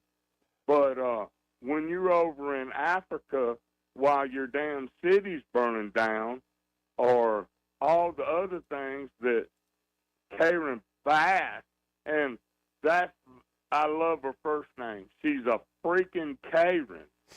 Anyway. Anyway, I appreciate it, Robert. Good call, man. Robert, I appreciate that's it. a good call. He's tired of seeing the bull crap. Yeah, well, there's a lot of people, but when I wrote this up, my most recent piece of Joe Sixpack, when is enough, Joey? When is enough? You're decent. We are right now. Where's even my Robert. My thoughts. I'm going to continue to harp on this. Even Robert, who's pretty torqued off, he's disincentivized to do anything about it. He's got a roof over his head. He's got his vehicle. He's got his life. And when you finally have someone take a poo-poo in your front yard, you've got to deal with it. That's where we're at right now. So yeah, be armed and learn how to shoot and effectively defend yourself. Yeah, and also, I don't think Los Angeles or a lot of the cities you talk about low touring are going to be fixed by political solutions. No, not at all. That's thing. right. That's not it. I think it has a lot more to do with the soul and the heart. The City of Angels. Yeah. Right? Yeah, City of Angels. Yeah. Ironically named. They need to take it back. But, well, the evangelism must continue. Yes. We'll see. We'll see. Sometimes it'll appear dark, and that's to trick you. Don't give in to despair just yet, folks. And you know what? I'm not that shocked by, like, a Democratic stronghold. All of a sudden now a Republican doesn't even have a shot, even though he got great press, and all sorts of people thought, oh. And it's taken us days, if not weeks, to figure this out, which is the fishiest dadgum thing. Yeah. Especially the mass mail-out voting stuff is absurd. And the fact that it's illegal to have voter ID in California. And no wonder they don't want the SAVE Act passing. And by the way, thanks to Mitch McConnell and Murkowski and Tillis for killing the SAVE Act. Yeah. Terrible. So it's just, it's a mess. And like, if it wasn't that good of a system, if it was obvious, then they wouldn't do it.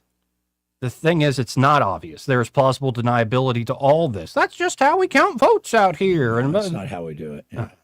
Why does it take so long? Why are you getting all sorts of big just dumps in the middle of the night? Why can't you just get a result, the day of? They could, but that's not the result they want, and that's the problem. Let's go to line 2. Around there, who's this? Hello? Yep. You there? Yeah, you're on there. Who's this? Oh, okay. Hey, this is Charles. Hey, Charles. What's up, man? What's up, man? It's like I've been saying for years, man. That you cannot vote.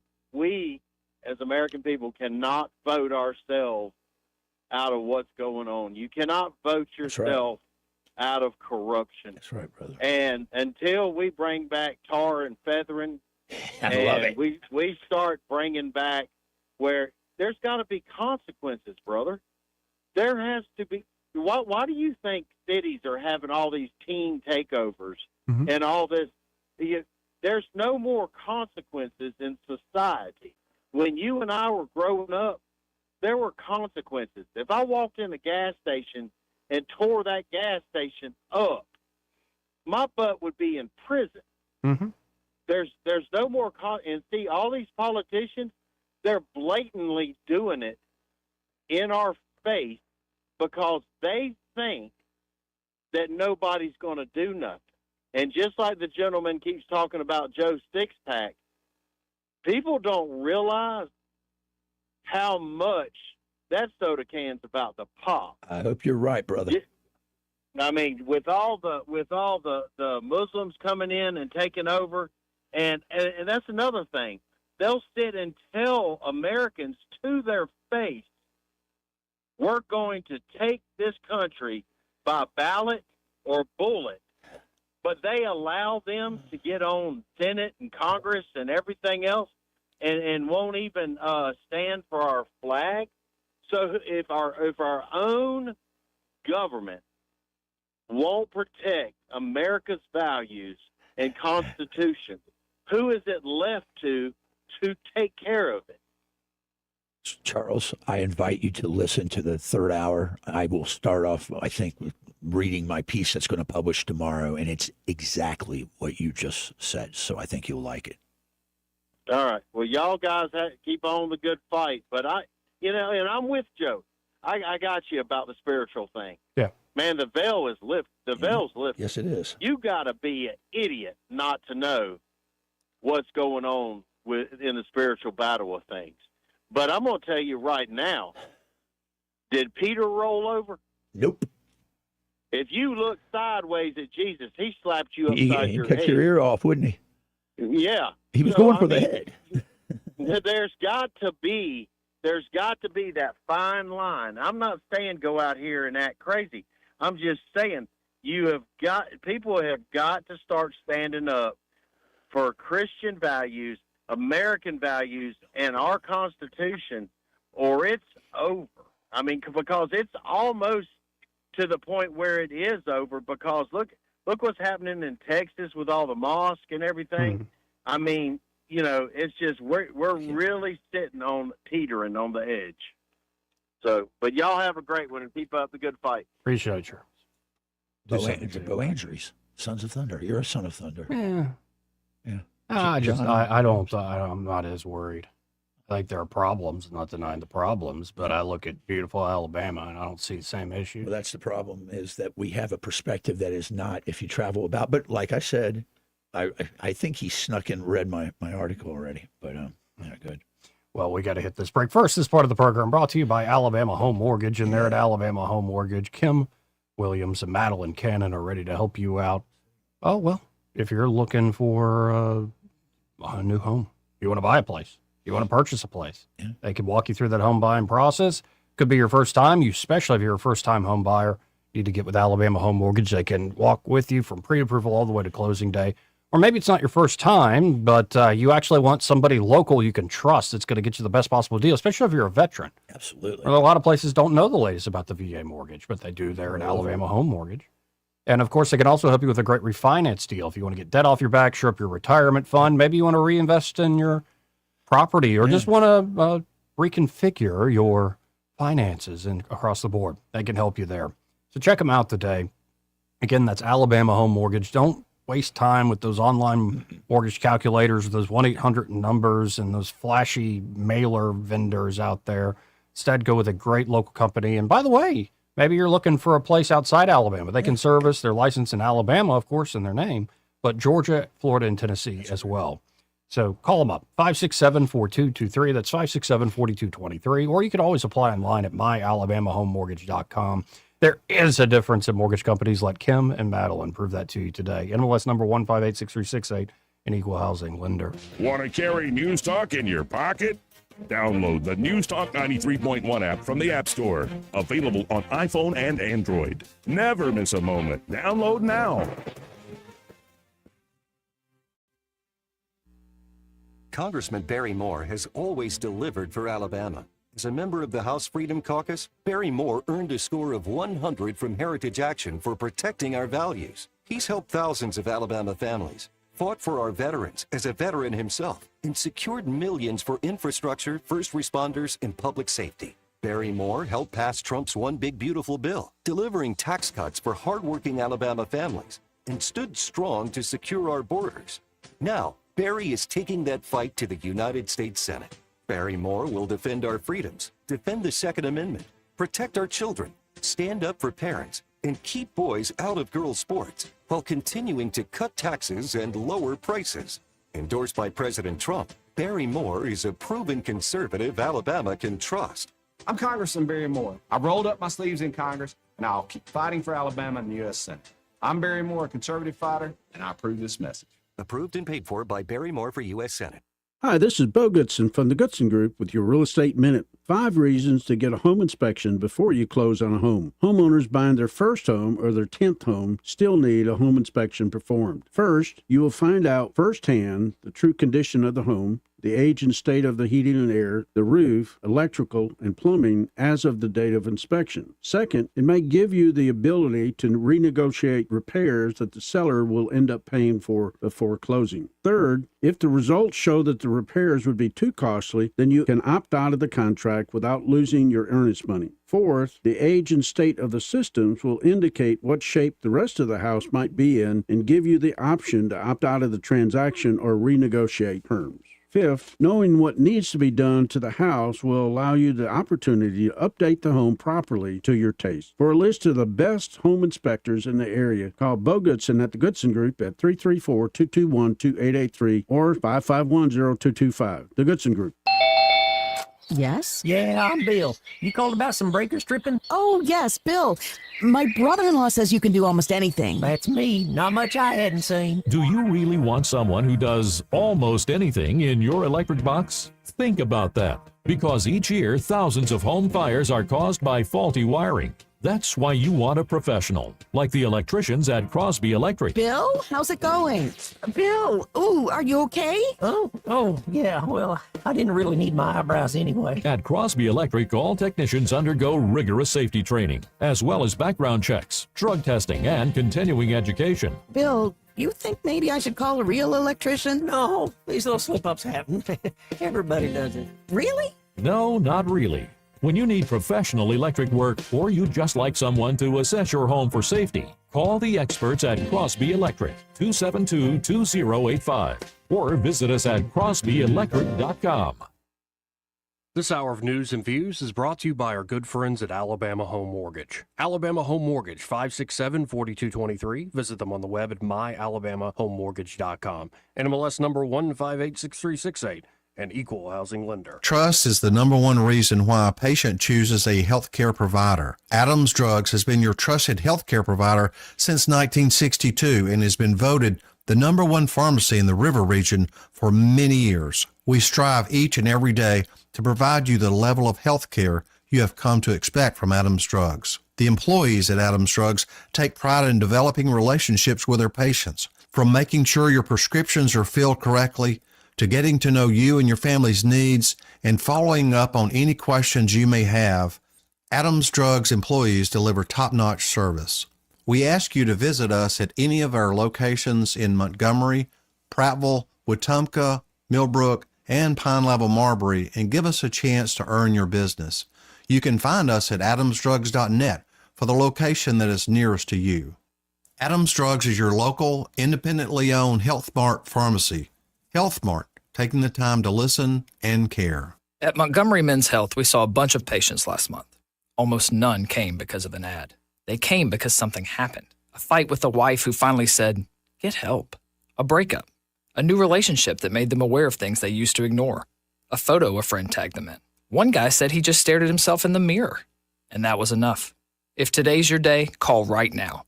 334-440-3663.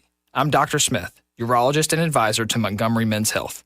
Built on almost 15 years of treating men in Alabama, one patient at a time.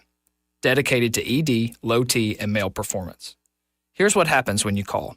We book you this week. We'll get a lab in an hour, For ED, we walk you through your real options at the same visit. A plan before you leave. Don't let today turn into next year. Call now, 334-440-3663. That's 334-440-3663. MontgomeryMen'sHealth.com. Rich Thomas Weather is brought to you by Clark Heating, Air, and Plumbing. It's time to schedule your spring tune-up with Clark Heating, Air, and Plumbing. Don't wait. Schedule today. Give them a call at 334-277-2125. Alabama certification number 88007. Rich Thomas Weather. Hi, everybody. No surprises in this forecast. It's very typical for the early part of June. Lots of humidity. Today's high temperature up to about 86. Limited sunshine. There'll be some, but a lot of clouds. Spotty, random, scattered showers and thunderstorms, most numerous in the afternoon and evening hours. Tonight's low 71. Then, as we look towards Tuesday, Wednesday, Thursday, and Friday, little day-to-day change. Very humid, upper 80s on Tuesday, near or above 90 Wednesday, Thursday, and Friday. Lows at night in the lower 70s. And every day, you got it, scattered, random, pop-up. Mostly afternoon and evening, showers and storms here and there. Some towns get wet, others don't. From the Blue Water Weather Center, this is Rich Thomas. Big dreams for your home on a tight budget? AFE's $26.26 as you covered. Unlock your home's equity with just $26 in closing costs. No fees, no headaches. Visit your local ASE branch today. Federally insured by NCUA, Equal Housing Lender. NMLS number 420259. Live local talk. The River Region's only 24-hour News Talk FM station. News Talk 93.1 FM WACV.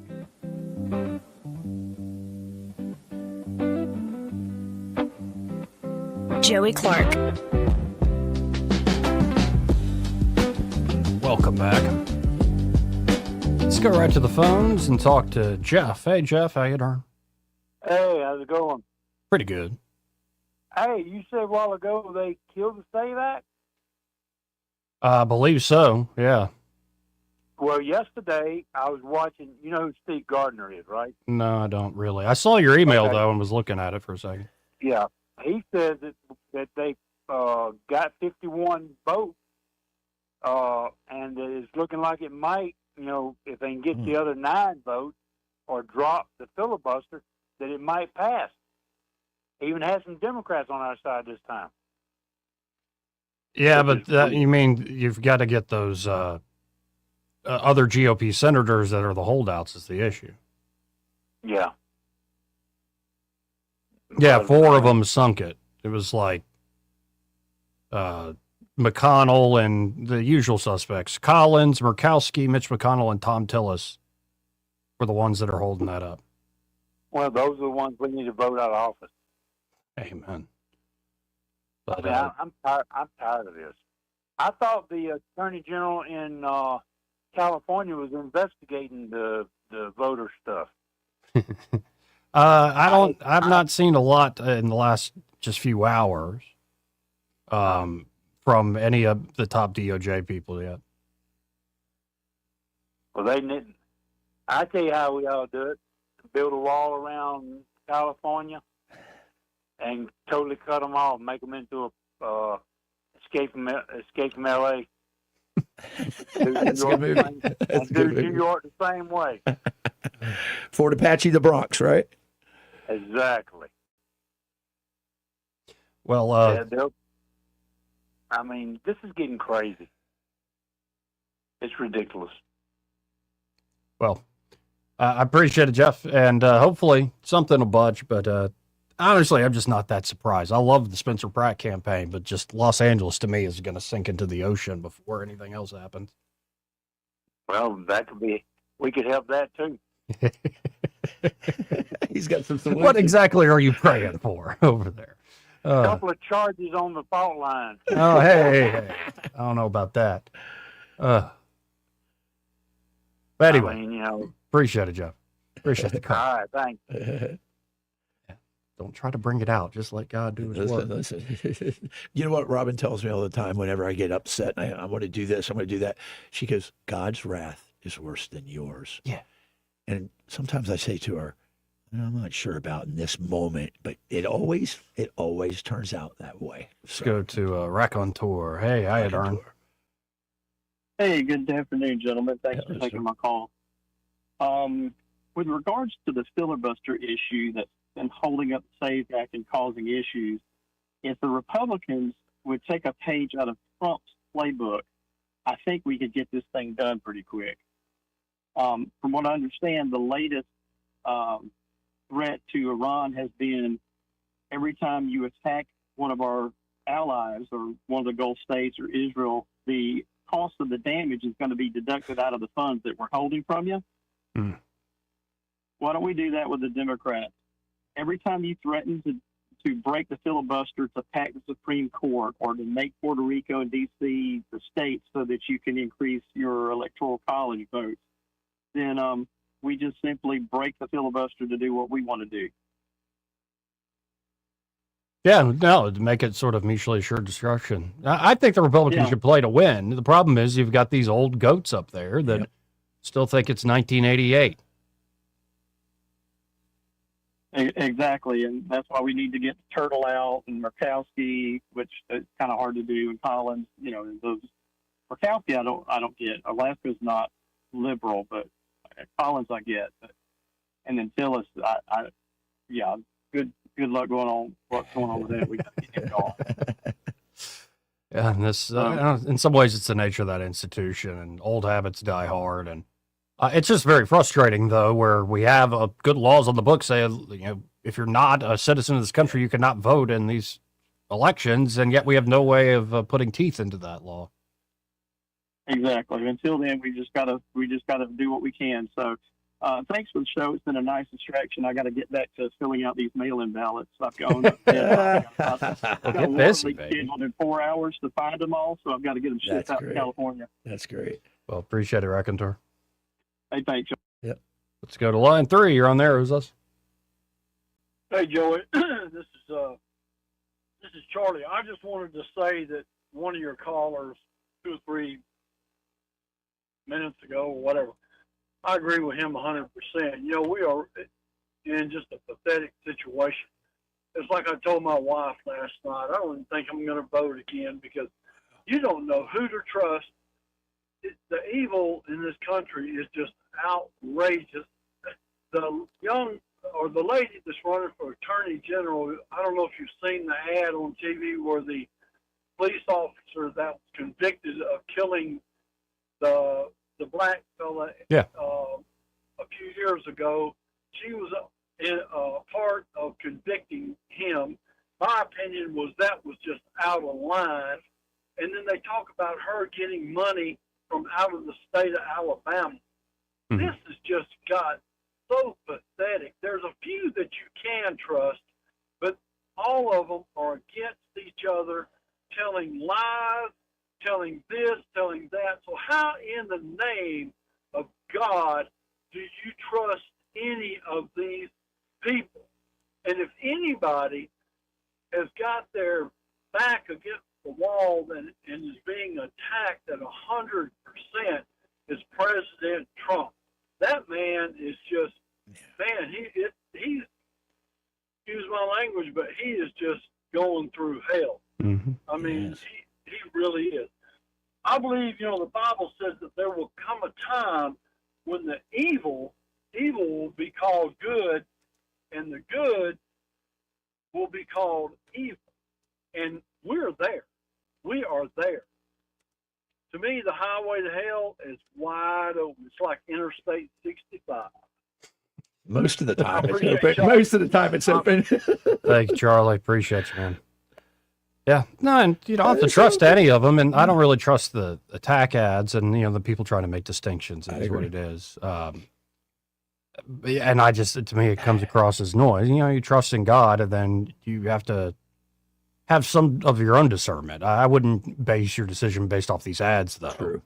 I would do your own homework. But also at the end of the day, like, you know, voting's a small way of getting involved. You could run for office yourself. That's the big thing. You could try to influence people more. You could be more of an, it doesn't mean necessarily because radio's dying, let's be honest. Not necessarily even starting a podcast or something like that. Maybe it's just being more active, more vocal in your local town hall settings, at your church settings. And not necessarily always looking for the political solution, but look at the things right in front of you. And again, when you trust God, and you might not know anything about anything, But if you trust in him in that moment, you might be surprised at how you'll be led into the right decision. Discernment. 272-9228. 334-272-9228. Yeah, throwing down some Isaiah 5:20 at us. I like that. Anyway, let's go to line 4. You're on there. Who's this? Hey, guys, I just wanted to say, rather than a filibuster in the Senate, I like that talking filibuster. I agree. I want every senator, there ain't but 100 of them, every one of them get up there and explain why they can't support the Save America Act. Here. Well, Robert, I appreciate the call, man. I appreciate it. All right. Yeah, turn Washington into a Frank Capra movie, except with a little less of the communist sympathies. Though he made beautiful movies, don't get me wrong. It is quite something. When I'm sitting there watching Mr. Smith Goes to Washington a couple years ago on that big old TV of mine, and it's all been remastered in 4K from the original film Much print. better, yeah. And it's in that right format. It's just massive in front of you, like you got your own home theater. And it is odd. It's an odd experience, not in a sex way, but like in a, somebody has magnetism and charisma and is beautiful. Like I'm sitting there falling in love with that actress. And I'm like, she's dead, Joe. She's dead. This was in the 40s. Do you have to open graves to find girls to fall in love with? No, but on that screen, it's like, man, what a story. I'm a sucker for a good love story. Anyway, we got to hit this break. Hopefully we'll find Michael Cohen. Let's ask him about love stories after the break. You may not know whether he's coming or going, but whether you're going to work or coming home, Greg Budell is there. Mornings, 6 till 9, and afternoons, 3 till 6. Only on News Talk 93.1 FM, WACV. Are you tired of the mainstream media's biased reporting? Do you want to stay informed on the news that really matters to you? Look no further than 1819 News. At 1819 News, we bring you the latest in Alabama news, politics, sports, culture, and more. We've assembled a team of journalists with Alabama values dedicated to the truth and the truth alone. Visit us at 1819news.com today. That's 1819news.com. Subscribe to our newsletter. Honest News, Alabama Values.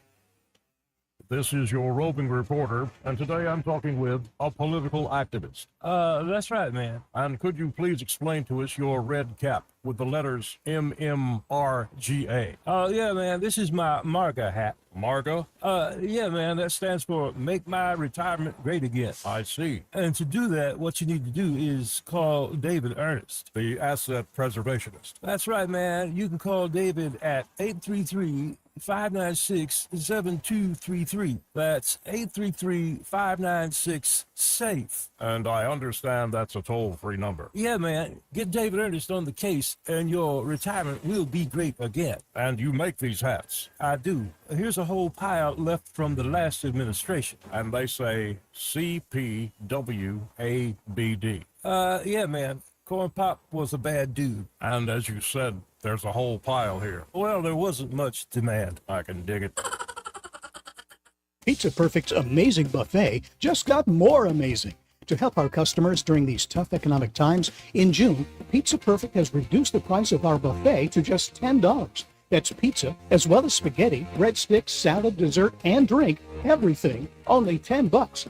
Pizza Perfect Buffet, available Monday through Saturday for lunch, and for dinner Tuesday, Friday, and Saturday. Pick up or delivery. Also in June, get $5 off any large pizza at Pizza Perfect in Eastbrook, where the buffet is only $10 all month long. This hour of news and views is brought to you by our good friends at Alabama Home Mortgage. Alabama Home Mortgage, 567-4223. Visit them on the web at myalabamahomemortgage.com. NMLS number 1586368, an equal housing lender. On FM, on your smartphone, and online, the River Region's most trusted voice. News Talk 93.1 FM, WACV.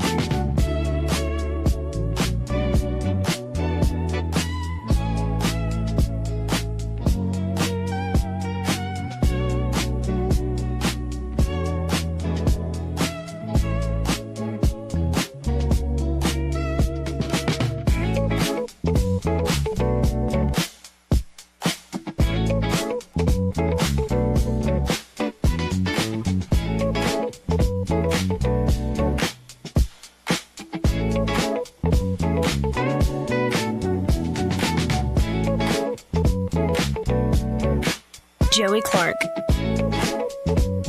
Welcome back. I'm your host, Joey Clark. Troy Carrico in the studio with me. And let's go to the phones to talk to Michael Cohen. Hey, Michael, how you doing? I'm doing great. How are y'all? Very, very good. Good day. Good Monday. And how's it going there at Cohen's Electronics and Appliances? Man, it is going wonderful. These reviews keep coming in on our delivery crew. We got two crews out there competing to get the best reviews, and one day I think one team is winning, and the next day the other team is showing out. So it's been a great experience. The customers are loving it. They're writing reviews, telling us how they took extra time and cleaned up all the muck on the floor behind the refrigerator and navigated the house, and no mistakes, and nothing got touched or anything. They got it in and out just like they're supposed to, and it's all good. I love it when you get your team competing to just like get the job done right. That's right. And they keep trying to outstep the other one with better service or quicker service, or it's just a win-win for the customer, and that makes it even greater. So, folks, if you're looking for electronics like big old brand new TVs or sound equipment, or you're more looking for big old appliances like a refrigerator, new washer dryer unit, want to maybe build out a kitchen with all new appliances, they can help you there at Cohen's with all that and much more. You can always check them out online at thinkcohens.com. Good website, but it's nothing like actually stopping by. 2515 Easter Boulevard here in Montgomery. They're open 9 to 6 Monday through Friday, 9 to 4 on Saturdays. And find Michael and be like, hey, I heard you on that Monday show with Joey and Troy. That's right. Yeah, come see us. It's always better to come see the equipment in person. We can help make you give you the right information so you can make the right choice for whatever your needs are, whether they're in the appliance world or electronics. And come see us and let us help you make the right choice. Well, appreciate it, Michael. Talk again soon. All right, take care. Everybody. Again, 272-9228. We should have Dr. Tankersley coming in at some point today, perhaps. But when we come back, you want to read your opinion piece? It comes out this afternoon? I know, tomorrow. Tomorrow afternoon. Yeah. Okay. I think they're trying to get us on a trial. Yeah, on the same Mendenhall, cycle. Mendenhall, Carrico, and Clark. By the way, Mendenhall's piece today is fantastic on AOC. Yeah, I saw that. Yeah. I was like, nicely done, Alan. Yeah, he's something. He's good. Yeah, no, he's got talk about a guy who's gifted with the words. Yeah, I just can't believe he quite was a wordsmith. liberal. I can't believe he was a I liberal. can. Do you really? Oh yeah. I mean, he is such what I consider a bastion of like economic. Oh yeah, no, I see it in him. Yeah, I guess maybe. Yeah, like, and there are some liberals that study up. Furman. I mean, think Furman's like, I thought it was always a conservative school when I lived near Greenville. Well, there was a time in my life where I just wanted to dance. Yes, you did want to. Broadway was calling you. Yeah. Acting. Man, that could have been a wrong road. Listen, I think you made the right choice, I Joe. think so, too. You would be in a ditch somewhere in L.A. right now. Well, I could be famous having sold my soul to some demon. Yeah, like you see some of these folks, you're like, how did you? Now, some people just have that charisma, but then some folks, you're like, how did you get that spot? Yeah, that was not natural. Is the casting couch actually dead after the whole Weinstein thing? Probably not. not. Actually dead? Did they actually kill it all? No. It just morphs into a different shape. Mm-hmm. I suspect so. Yeah. Anyway, let's hit this top of the hour break. We'll be right back after this. Broadcasting from the Riverside Chevrolet Master Control Center, this is WACV Cusana, News Talk 93.1 FM. When it's Chevy, it's Riverside. With SRN News, I'm Bob Agnew in Washington. The financial markets are seeing some rebound today after a big sell-off on Friday, and investors apparently looking for some good bargains along the way today. In early trading, it was a Dow Jones Industrial Average out of the gate with big gains. Right now, it's up by 46 points. The high-tech Nasdaq doing even better. It's up by 327 points this hour, and the S&P 500 is up by just about 50 points. New study is renewing debate over whether work requirements can reduce poverty among Americans receiving government benefits. The Committee to Unleash Prosperity has been arguing for some time that requiring work for welfare benefits like Medicaid can help to cut poverty, arguing those rules move able-bodied adults into jobs and regular paychecks along the way. And there's indications that would also help people to avoid poverty to begin with. This is SRN News.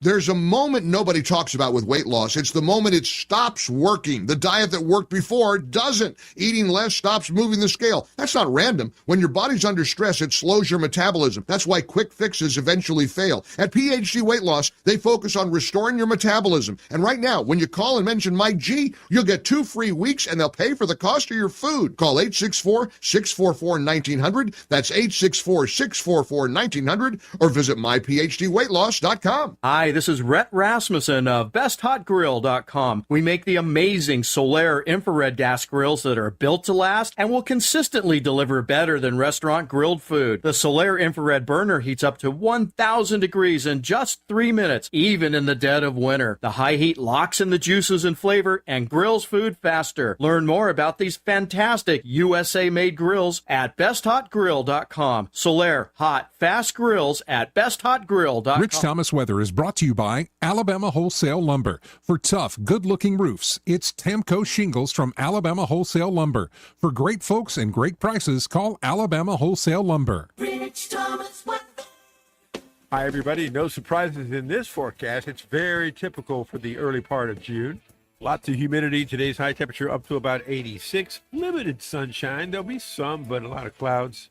Spotty, random, scattered showers and thunderstorms, most numerous in the afternoon and evening hours. Tonight's low 71. Then, as we look towards Tuesday, Wednesday, Thursday, and Friday, little day-to-day change. Very humid, upper 80s on Tuesday, near or above 90 Wednesday, Thursday, and Friday. Lows at night in the lower 70s. And every day, you got it, scattered, random, pop-up.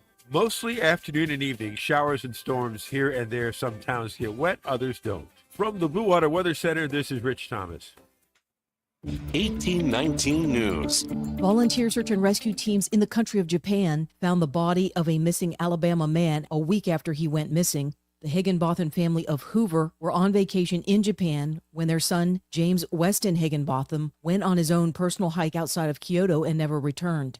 James Weston was a 2024 high school graduate of Spain Park High School and was attending Auburn University to study environmental engineering. The Higginbotham family wrote on social media that the grief they feel is impossible to put into words. I'll be back with more Alabama stories after this. Did you know that 70% of people experience a potentially traumatic event in their lifetime, and that 6 out of every 100 adults face PTSD every day? Help us bring hope to these survivors by signing up for your Alabama Distinctive PTSD Awareness license plate today. The great thing is you can sign up no matter when your current plate renews, and the first year is complimentary. All you need is your VIN number on hand. Drive awareness, drive hope, and customize your plate today at atease.org. A rescue operation got underway today in Jackson County after a dozen people got trapped inside a cave due to rising water levels. One person was able to get out of that cave and go get help. The spelunkers were stranded in that cave for about 3 hours before a swift water team was able to get to them. All have since been safely removed from that cave. The City Council of Alabaster has decided to no longer put fluoride in the city's drinking water. That decision goes into effect today. The decision was made after evaluating the safety of employees in handling the fluoride and other chemicals and its effects on infrastructure. Residents who want to continue with the fluoride are encouraged to receive that fluoride through their dentist and over-the-counter solutions. And congratulations to Ruby Tillman of Birmingham for receiving the Miss Alabama crown for 2026. Tillman is currently studying to be a pediatric neurologist at the University of Alabama at Birmingham. I'm Andrea Tice. For more news affecting Alabamians, go to 1819news.com. And while you're there, subscribe to the daily newsletter. This hour of News and Views is brought to you by our good friends at Cole Plumbing, 279-8919. Cole Plumbing is number 1 in the number 2 business. You don't have to dig a hole. They have proprietary pipelining technology. Ask them about their tankless water heaters. Remember, when you have trouble with your bowl, call on Cole.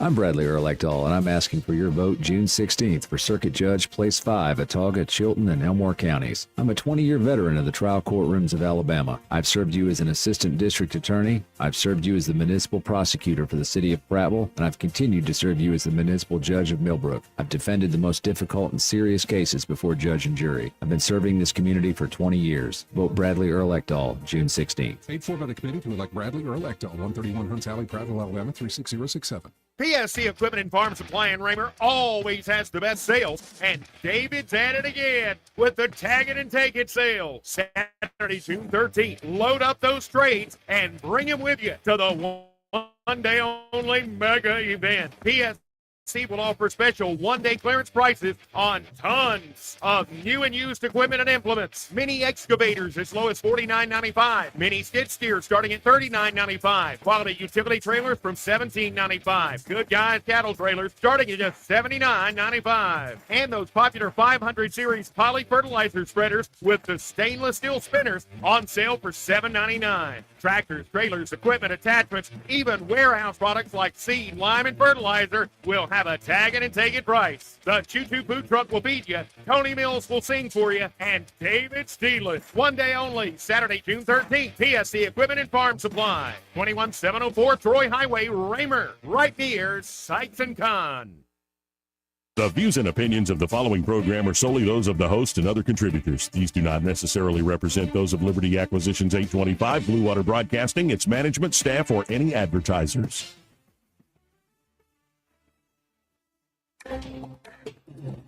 It's time for Montgomery's conversational radio show. It's news and views on News Talk 93.1 FM.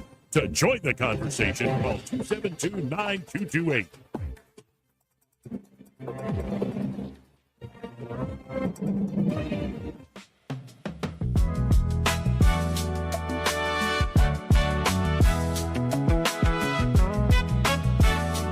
Conduct yourself in a democracy. This is the Trump country. We live in the Southeast.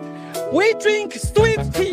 We don't drink socialist Kool-Aid. Oh, girl, baby girl. Oh, really? Don't even play. Shut up, silly woman. Joey Clark. Welcome back. Final hour here of the program on a Monday. So far, I think it has been a pretty beautiful show. There's been a little bit of despairing from some of the callers, but y'all will be all right. And in studio with me, he's been riding shotgun all day, Troy Carrico, and Troy has a essay, a article, a piece. Yes. Coming out tomorrow at 1819, and so you already got it done, already submitted, and you're ready to go, and you're going to read it right now. I'm going to. Yeah. This will be the cap on it, the feather in the cap, I guess. It's called Islam's Reckoning, so I believe it was Charles that called. He kind of, I think, read this, but anyways, we'll go. Oh, from this time forth, my thoughts be bloody, or be nothing worth. Hamlet, Act 4, Scene 4. There comes a point, a demarcation, dare I say, Joey, a defining moment in any great civilization's existence that it must stop with the wishful thinking and misguided belief that its enemies are simply misunderstood. As we, as Western Christians, should turn our cheek, celebrate meekness and tolerance with our Muslim cousins. That pathetic crock-a-poo-poo misguided mantra is the weak, woke, self-flagellating, beta, male, liberal, gelded, cuckoldry, and fantastic fantasies the West had better stop whistling past the graveyard. This constructed story of inclusion and progressive, compassionate Christianity is a profile of polite fiction of coexistence and has finally collapsed under the brutal weight of its own reality. The Western Christendom must now look itself dead in the mirror and admit the truth. Islam is not a religion worthy of traditional tolerance we extend to other religions. It merits nothing but our collective disdain and demonstrative desire and a want to destroy it and its vestiges and adherents. It is a savage, totalitarian ideology that is every bit as dangerous as Nazism, colonialism, communism, and it must be treated as such. Muslims are not here to assimilate into the American experiment. Rather, they are here to conquer it and replace it with their own barbaric system. It is That, Joey, I cannot stress that enough, and that's the mantra of what they believe. After many years in the Middle East, breaking bread with those followers of Muhammad, both in military and civilian experiences, as a U.S. Army officer as well as a DIA operative, I learned one hard, lasting truth, Joey. Their word means nothing when it serves their faith. That is not prejudice or hatred. They have no concept of Western-style honor or honesty. I care not if this hurts the feelings of the eunuchs and gelded that lead the West today. Islam is not some private faith to be respected and tolerated. It is a complete perverse political system that creates a dystopian social construct which defines and demands absolute control over laws, culture, governance, speech, families, and even individuals, and all aspects of personal and political governance, not to be forgotten. It exists to sow chaos, spread discord, and annihilate the constitutional order of the United States. This is not a fringe misunderstanding or a twisted perversion of a peaceful doctrine. It is a coherent, unapologetic political project that has pursued forced conversions and total dominance for over 1,400 years around the world, from Asia to Africa to South America to Europe. It's spread with violence and a voraciousness that it only understands and respects one thing and one thing only: the power of the sword and superior military strength. The West and Christendom's suicidal naivety has treated this ideology just like another charming addition to the multicultural inbred circle jerk circus. That debilitating delusion must end now. America has always welcomed genuine private religious beliefs, but Islam will never settle for the private sphere. It demands public submission, and it demands Sharia over the Constitution. Islam means to surrender to the will of God. And in that vein, it demands that every knee bend to its decrees and to blindly follow its doctrine. This ideology doesn't want to integrate. It wants to separate. It wants to dominate and ultimately subjugate. Let me be perfectly perspicuous. We're not in the business of cutting off heads like they are, at least not yet. But let's make one thing crystal clear. They can live by our rules, our laws, and our values, or they can get out of the country. Those are the only two options for this scourge of humanity. And it should be noted that our letting them leave our lands with their lives is our final parting gift of compassionate Christianity. There is no third option but for the sword to be given to all of them and their seed. And that's where we don't want to go.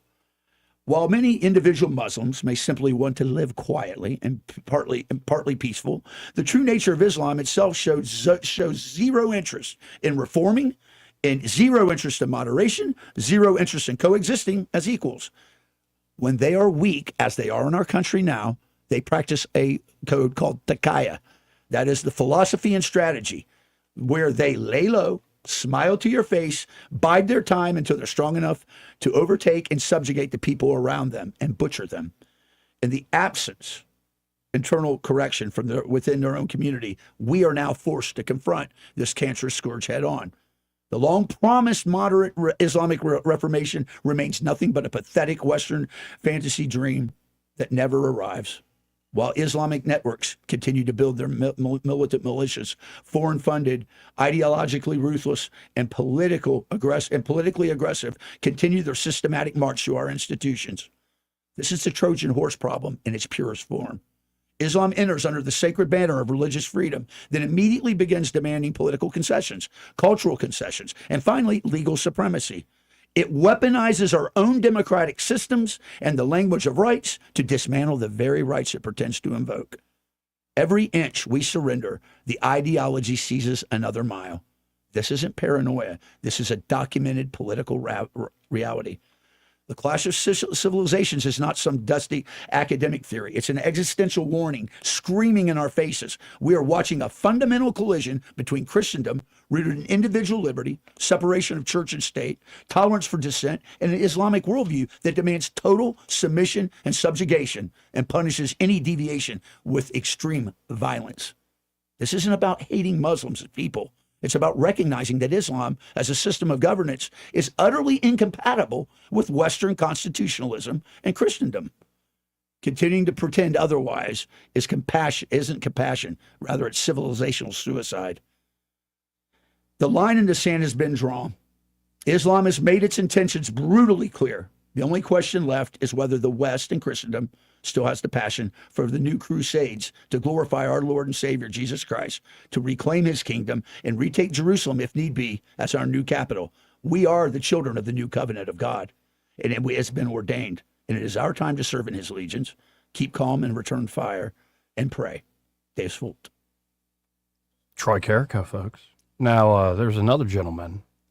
A lot of people in Congress bringing this up these days. Tommy Tuberville loves it. Oh, he definitely does. But here is Wesley Hunt. You know that fellow? Yes, I do. Yeah. I like him too. He's bright, very bright. Yeah, this came up today on my feed, so it's like it plays right into what you're talking about. And let's listen in. Thank you, Mr. Chairman. Mr. Lopez, you're a 16-year-old sophomore at Wiley High School. Did you ever imagine that your high school in Texas, of all places, our great state of Texas, of course, would become a breeding ground for pro-Sharia material and Islamic conversation? I would never imagine that we would have a hearing questioning the legitimacy of terror-linked organizations going to schools. I would never believe we would have this, but that's America we live in, and it's a sad situation. Do you think there's an incongruency in the way you are treated as a Christian in your school, and the juxtaposition of that in the way that your school is welcoming Sharia law and Islamic doctrine? Yes, there's a clear double standard. It's a shame that we are here today, and I'm sorry that we have failed you, but this is why we have this caucus, because we're going to make sure that we get this right and everybody is treated fairly regardless of your race, religion, or creed. To some people in this room, what I'm about to say may sound a bit controversial, but it's not controversial because it's true. America is a Christian nation. We're founded upon Christian values. Our founders believed that our rights did not come from government, but they came from God. Those ideals shaped our institutions, our culture, our laws, and the very moral foundation and fabric of what I know is the greatest country in the world. Now, America is also a country that welcomes people from all backgrounds of every culture and faith. That's actually what is a part of our greatness. And as somebody like me that fought in combat to ensure that anyone could come to this nation and believe what they want to believe and believe in the First and Second Amendment rights, I welcome that more than you could ever believe, because I laid my life down on the line to ensure that that would happen. But let's be clear about something. Assimilation to American values and ideas matter. When we begin importing belief systems and cultural values that are fundamentally incompatible with the principles that build this nation, we should not be surprised when the social fabric begins to fray. Let me be clear. This is not hateful. This is not racist. This is not xenophobic. And I can show I'm not racist. I've been black for like my whole life, for like 44 years. I say the Sharia law has no place to usurp our Constitution in these United States of America, and especially in our schools, and especially in our public institutions. America's legal system is rooted in the Constitution and equal justice under the law, not religious extremism or parallel legal systems. We have learned from many of our colleagues on the left that this tends to be how they tack in this general direction. 10 Commandments, not allowed. Bad. Islamic pamphlets, good. 10 Commandments, bad. Free Qurans in schools, good. 10 Commandments, bad. Understanding Sharia law, brochures, good. This is the hypocrisy that we Christian Americans are quite sick of. The same people who mock or marginalize America's founding values suddenly become deeply tolerant when the ideology in question is directed against Western traditions and institutions. Meanwhile, Sharia law is normalized and distributed to children in school, while expressions of traditional faith are treated like a threat. Here's how things should work. Math, yeah. Free Qurans? No. History? Yeah. Sharia brochures? No. Science? Yeah. Shahada cards? No. This is a very simple idea that should be understood by all Americans. One of my best friends is a Muslim American, and he is a fighting Texas Aggie, but he actually sees himself as an American first and has fully embraced our culture and what it means to be an American. That's good. That's what we want. That's why we call this place a melting pot. I'm seeing a lot of talk from my colleagues on the left too as we shift toward this reinvigorated talk about Jim Crow and the past of this country. And as someone who is a direct descendant of a slave, as someone whose great-great-grandfather was born on a plantation, I can assure you slavery is over. Jim Crow is dead. When I go anywhere, I don't see any white-only signs. I don't, I promise you. I am a black man that represents a white majority district in Texas. The great-great-grandson of a man born on a plantation stands before you today as a proud conservative Republican from Texas, as a believer and follower in Christ, and as a believer in what this country can be if we allow equality for not just Muslim Americans, not just Buddhist Americans, but also Christian Americans like yourself. God bless you, young man. You give me a lot of hope for the future of this country. Thank you for having the... Again, Representative Wesley Hunt played right into, I guess, what you're talking about. Well, and you know, Joey, I want to caveat something here. I think I should. Thank you, Mr. Chairman. I don't. Hold on, Wesley. I'm supporting you. I want to make this clear to you. I have a warrior's heart. I see myself as a crusader. You know how I feel about Christendom taking up its own sword and protecting Christians abroad. Violence is not the solution. No, but it may be necessary at some point in the future. So we pray for peace. We prepare for war. And I think that there's going to be some conflict coming soon on that. But I don't know. Anyways. Yeah. I don't know. I think America is a very big place, and the media we have makes it seem a lot smaller than it is. If you are there, like that kid from that high school who's getting all the Islamic pamphlets and the free Qurans and stuff, yeah, you should be very concerned. Maybe if you're in Dearborn, Michigan, and other spots, you should probably be concerned. Maybe in New York City, you should be a little more aware. Minneapolis as well. And we have a small Muslim population here in Alabama, but I'm not too worried about Alabama. And I think also nationwide, a lot of this is solved on immigration and winning without a doubt, on the question of legal immigration. Without a doubt. And what kind of legal immigration system are we going to have? And I think there's a way to discern where should we bring people in? Why should they bring them in? What standards should they meet? And I think that solves this issue before it ever gets to something as harrowing as what you suggest. But of course, that's always in the background. And that's one thing what folks will, faint at the idea that violence is in the background. It is. It's always and it's often, ironically, the societies that are never even suggest that, say that it's there, that end up actually having the bloodbaths. But it's not the solution. I think when some people get frustrated and they talk about doing something, I always ask, well, what exactly do you mean? Yeah. Because anytime I see somebody like really stumping hard to like do something over the top and violent and all that stuff, I'm like, you're a Fed. Yeah. Like, this is just like this is an op. Yeah.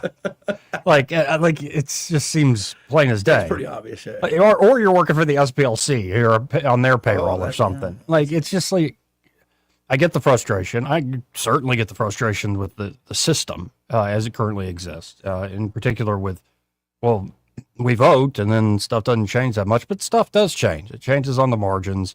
And the big battle for the culture has changed immensely, folks. The conversations that we're having today, think back to like Bill O'Reilly and Goldberg on the show, Bernie Goldberg, talking about the mainstream media, the lamestream media. Like, we're in such a different spot now to where Scott Pelley looks like a beaten dog. Excuse me, pardon me for the metaphor. Well, how dare Barry Weiss come in here and act like she's in charge? Well, she is in charge, Scott Pelley. These people don't know TV. Well, you've made TV into this weird niche boomer fantasy land.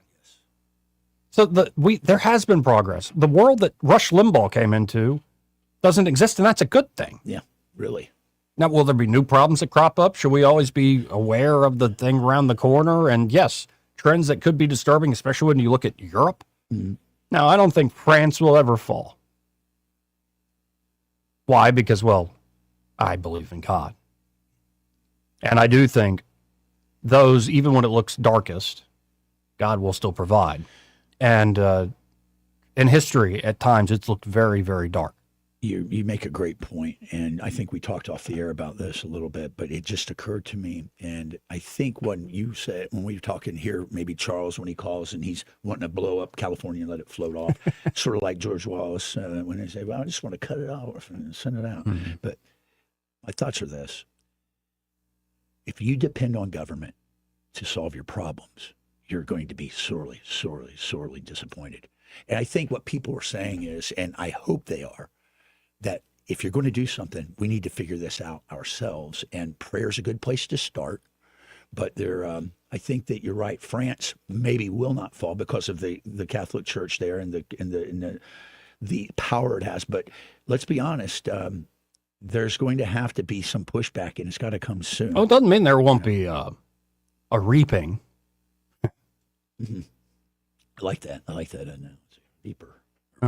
It's right there in the book of Revelation. Yes, it'll reap.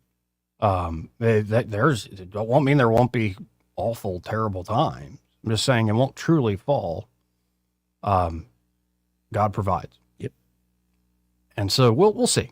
I do. I look at places like the UK and maybe that's just I'm getting fed the bad stories and stuff. No, but I think especially in a lot of rural parts of the UK, the former industrial towns, it's bad. It's real bad. Sheffield, Manchester, home of the Smiths. Yeah, but then also I do hold out hope again because I believe in God, that there are things that can happen within a few generations that you never thought possible.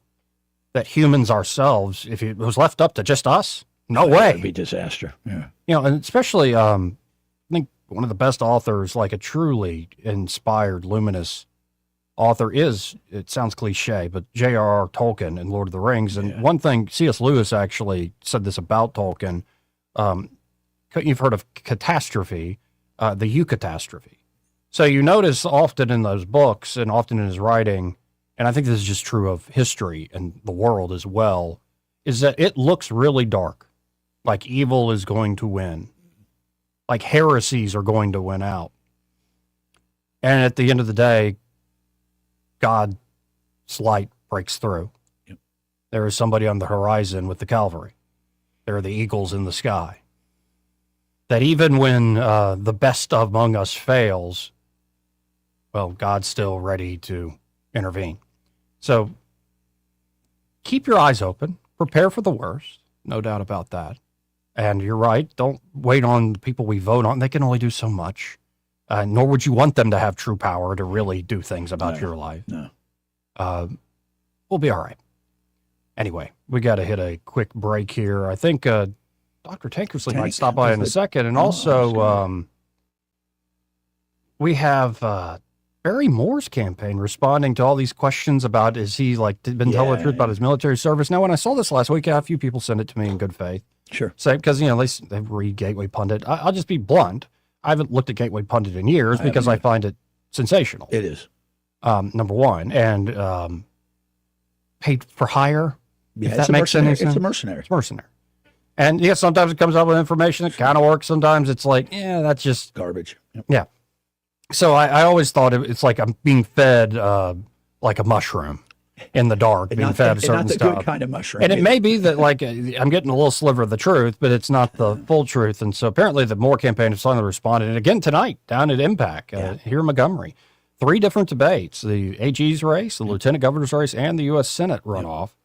Coming up. Doors open at 4? 4 o'clock, I'm going to be there. I'd imagine you still get tickets down there. There's some available. I checked yesterday. So, and the debates start at 6? Yes. Anyway, we'll be right back. Want to carry News Talk in your pocket? Download the News Talk 93.1 app from the App Store. Available on iPhone and Android. Never miss a moment. Download now.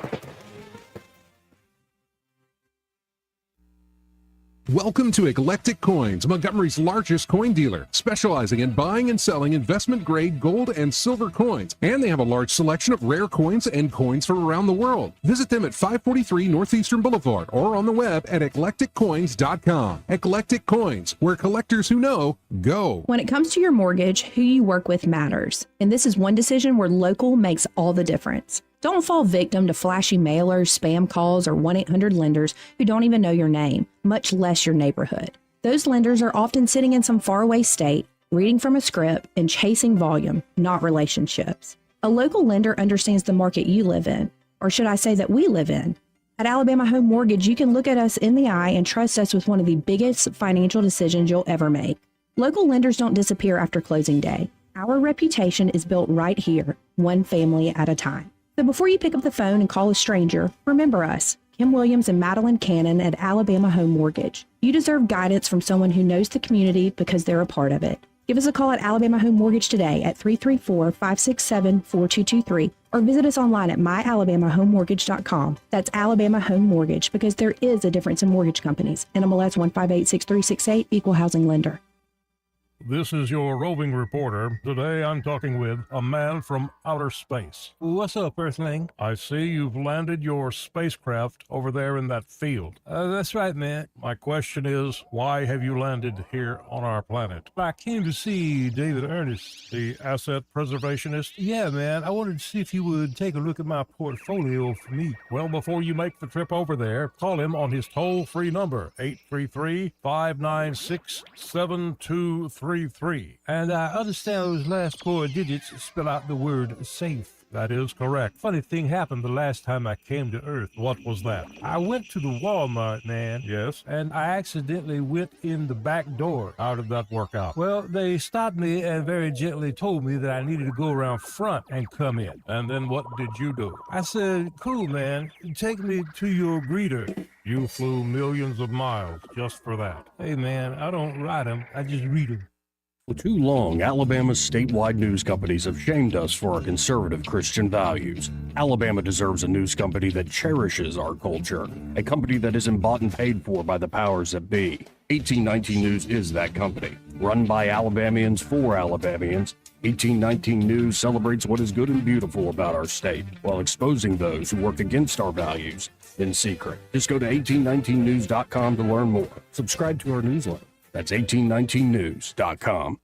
Democrats invited an illegal invasion of our borders and ballot boxes. That's their plan to stop Trump. Block the Save America Act requiring citizenship to vote. And Rhino Jared Hudson, he stands with them, working against President Trump. Hudson backs a Senate rule letting Democrats block the Save America Act, paving the way for illegals diluting our elections, drowning out Alabama voices. It's no wonder why Hudson's already caving to open-border Trump-hating Democrats. They're bankrolling his campaign.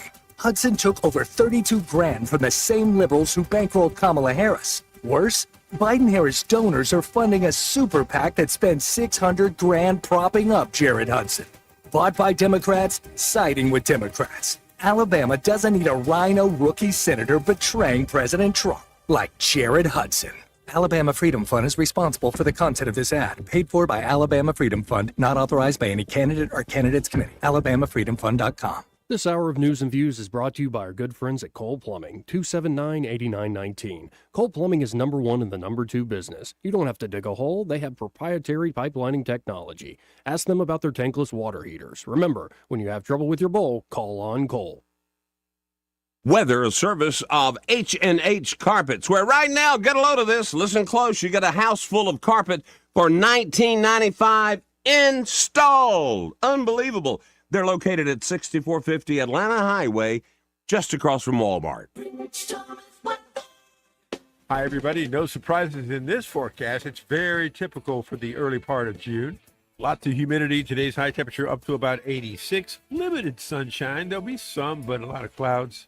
Spotty, random, scattered showers and thunderstorms, most numerous in the afternoon and evening hours. Tonight's low 71. Then, as we look towards Tuesday, Wednesday, Thursday, and Friday, little day-to-day change. Very humid, upper 80s on Tuesday, near or above 90 Wednesday, Thursday, and Friday. Lows at night in the lower 70s. And every day, you got it, scattered, random, pop-up Mostly afternoon and evening, showers and storms here and there. Some towns get wet, others don't. From the Blue Water Weather Center, this is Rich Thomas.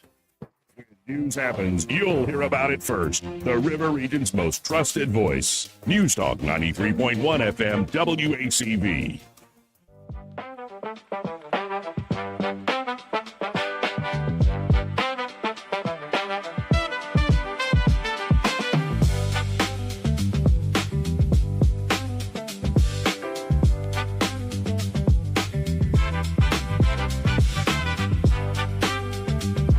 Joey Clark.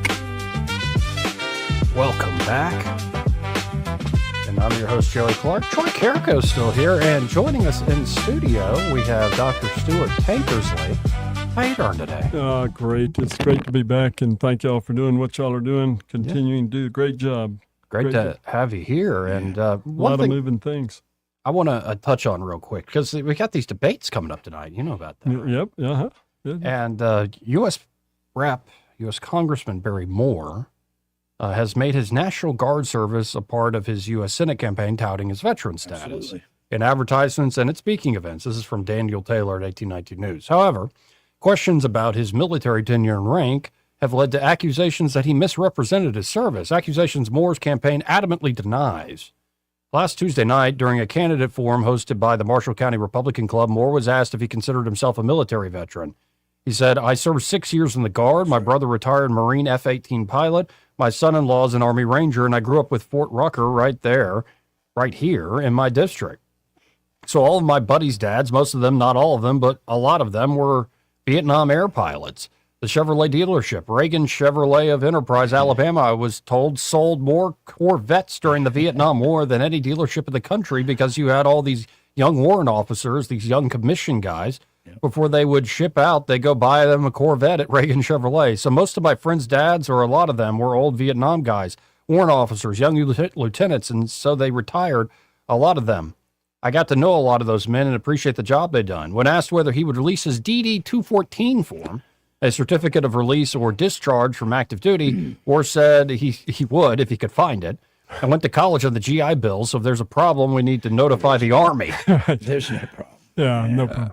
Moore's comms director, Ben Martin, defended Moore's service record, saying the claims were offensive, not only to Moore, but also to other reserve members. Congressman Moore enlisted in 1988, completed basic training at Fort Jackson, served honorably, and was honorably discharged.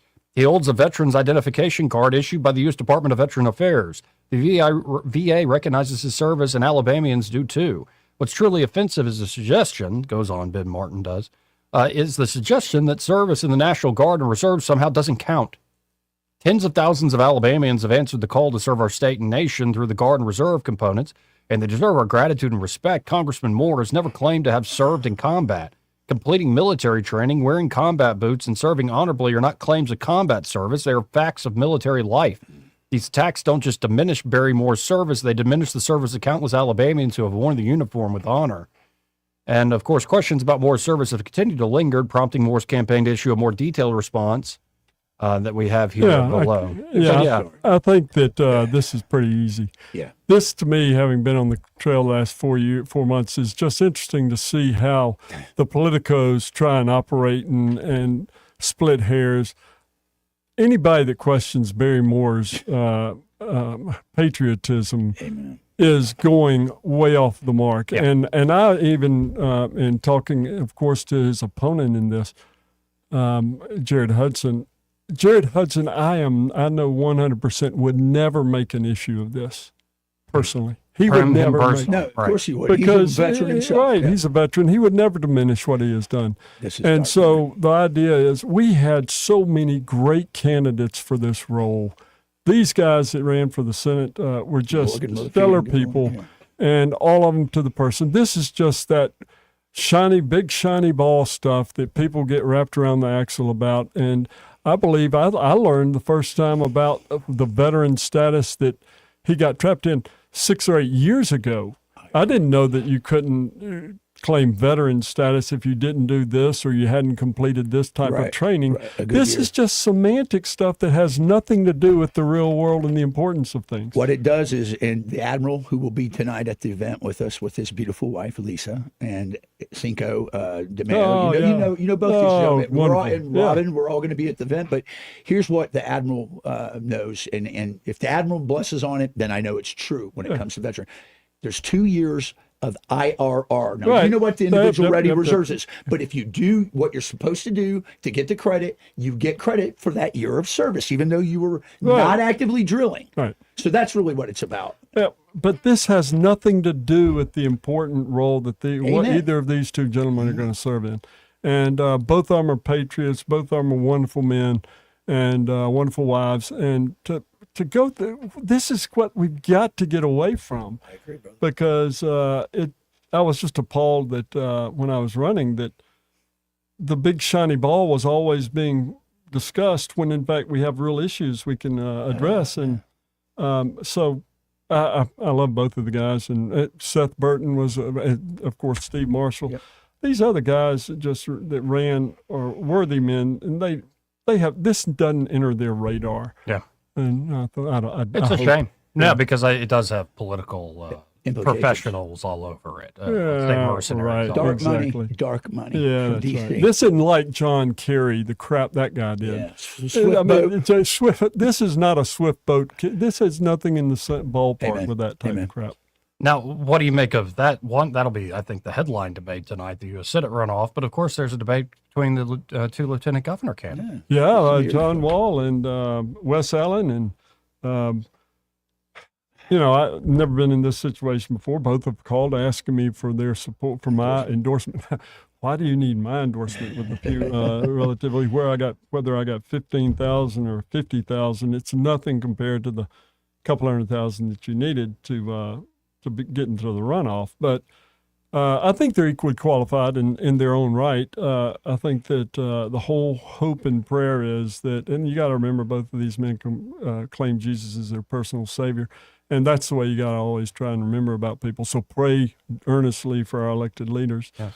And so, whoever the good Lord allows us to take seat, I hope to work with any way I can help to help our state, because we need help. We don't need to be worried about big shiny ball issues. We've got a lot of things that need to be addressed, and I hope these guys are willing to look to the Lord and guide them to addressing the real problems we have. I'm looking forward to Kathleen Dobson's addressing a lot of the issues, I think that need to be addressed in regards to the elections. Caroline. You look no further, Caroline.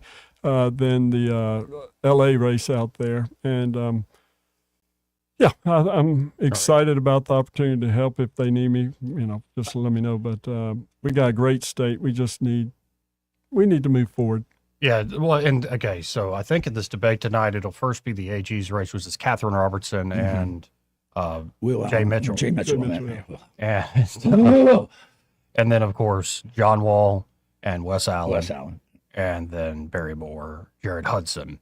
And I will say on this issue, Jared Hudson is playing kind of like I'm not doing this, but Barry needs to explain himself. Of course, which makes me go, come on, a little problematic. No, I even mentioned it to him, and it's such we were talking about the ridiculousness of the campaigns. Jared Hudson and I were, and I've talked to these guys all over the state at all these events we've gone to. Just great guys, and I'm not picking a winner in that one for sure because, like I said, we couldn't go wrong. But the idea that Jared's a serious dude, and this is beneath him to really engage in that kind of a thing. And he never would. I just can't imagine him. Maybe somebody took a clip out of him trying to make something out of it, but I doubt it. Or maybe someone doesn't want Barry Moore to be senator. Well, and she, I'm sorry, but you can imagine who it is. She that doesn't want the competition, because Jared would be a freshman acolyte that would follow whatever lead she wants in the state. I believe that with all my heart. Yeah, I thought both of them are great. They're both great men. Yeah, wonderful wives. They are. What are you like when you say the particular issues, like the issues, not the shiny ball stuff, like you want like the real meat and potatoes here? What would you hope to see tonight in this debate forum? Right. What are your priorities? When I ran, I thought it was the appropriate thing for a leader to itemize his priorities and then say, this is how I hope to help with them. Of course, mine was we got to have integrity center for, we've got to get to integrity at every level of elected officials. And I'm not disparaging them in any way, but I wish that every one of my opponents would take that as the sine qua non, as the most important issue, because you have an opportunity in the lieutenant governor's role to really help the Senate do the right things time and time again. And I'm not saying these guys won't. They just wouldn't take it up on the campaign trail. I think they have capability to. We need to pray that they will. But I think for that role, the integrity, and that was Seth Burton, who is a great guy from North Alabama, ran for Senate, and he's like me, didn't have the campaign funding to go big. But, just we got to keep the main thing. What is your priorities? And quit getting, it's like the PSC commissioner with a video with a commercial on the border wall, which has zero to do with the Public Service Commission. That's not this year, I'm just saying in the past.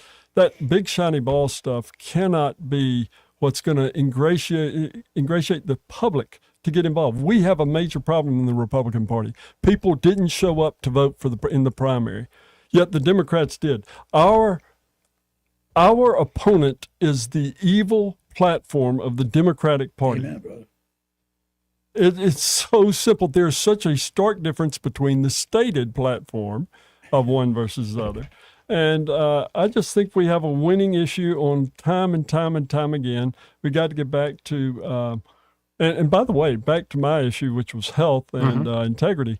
Last Tuesday was a major event in Iowa when a guy, I'm kind of the Alabama version of Zach Lane, who won the governorship up there out of nowhere, because we got to pay attention to what's happening at the ground level. And when you see the latest report that more people, the average American, pays more in health insurance every month than they do mortgage, Alabama's leaders have got to address the stranglehold that Blue Cross Blue Shield have on us. Now, I'm not picking on Blue Cross necessarily. They are the They're just 600-pound gorilla. right. They are one of the dozen big mules that care more about their bottom line than the citizens in the state. And that's the leadership to help them understand their role. Well, and on another issue, we really are in campaign season. This is also just came out this afternoon at 1819 News. U.S. Senator Tommy Tuberville, we know him as Coach, his campaign argues that the publishing of sensitive information revealed amid a residency challenge is illegal.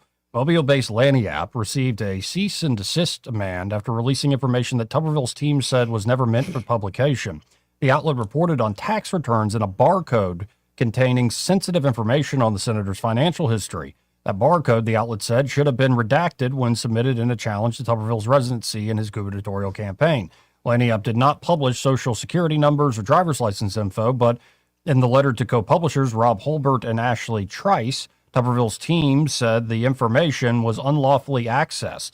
The outlet gained access to the information after it was sent a residency challenge Ken McFeeters, Tuberville's opponent, by Tuberville's opponent. Attorneys said those documents were never intended for publication and were only shared with McFeeters and the Alabama State Republican Executive Committee's candidate committee.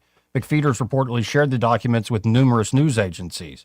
The letter stated the publication is not protected by the First Amendment and that its actions violated, quote, federal law, state privacy law, and multiple civil tort doctrines.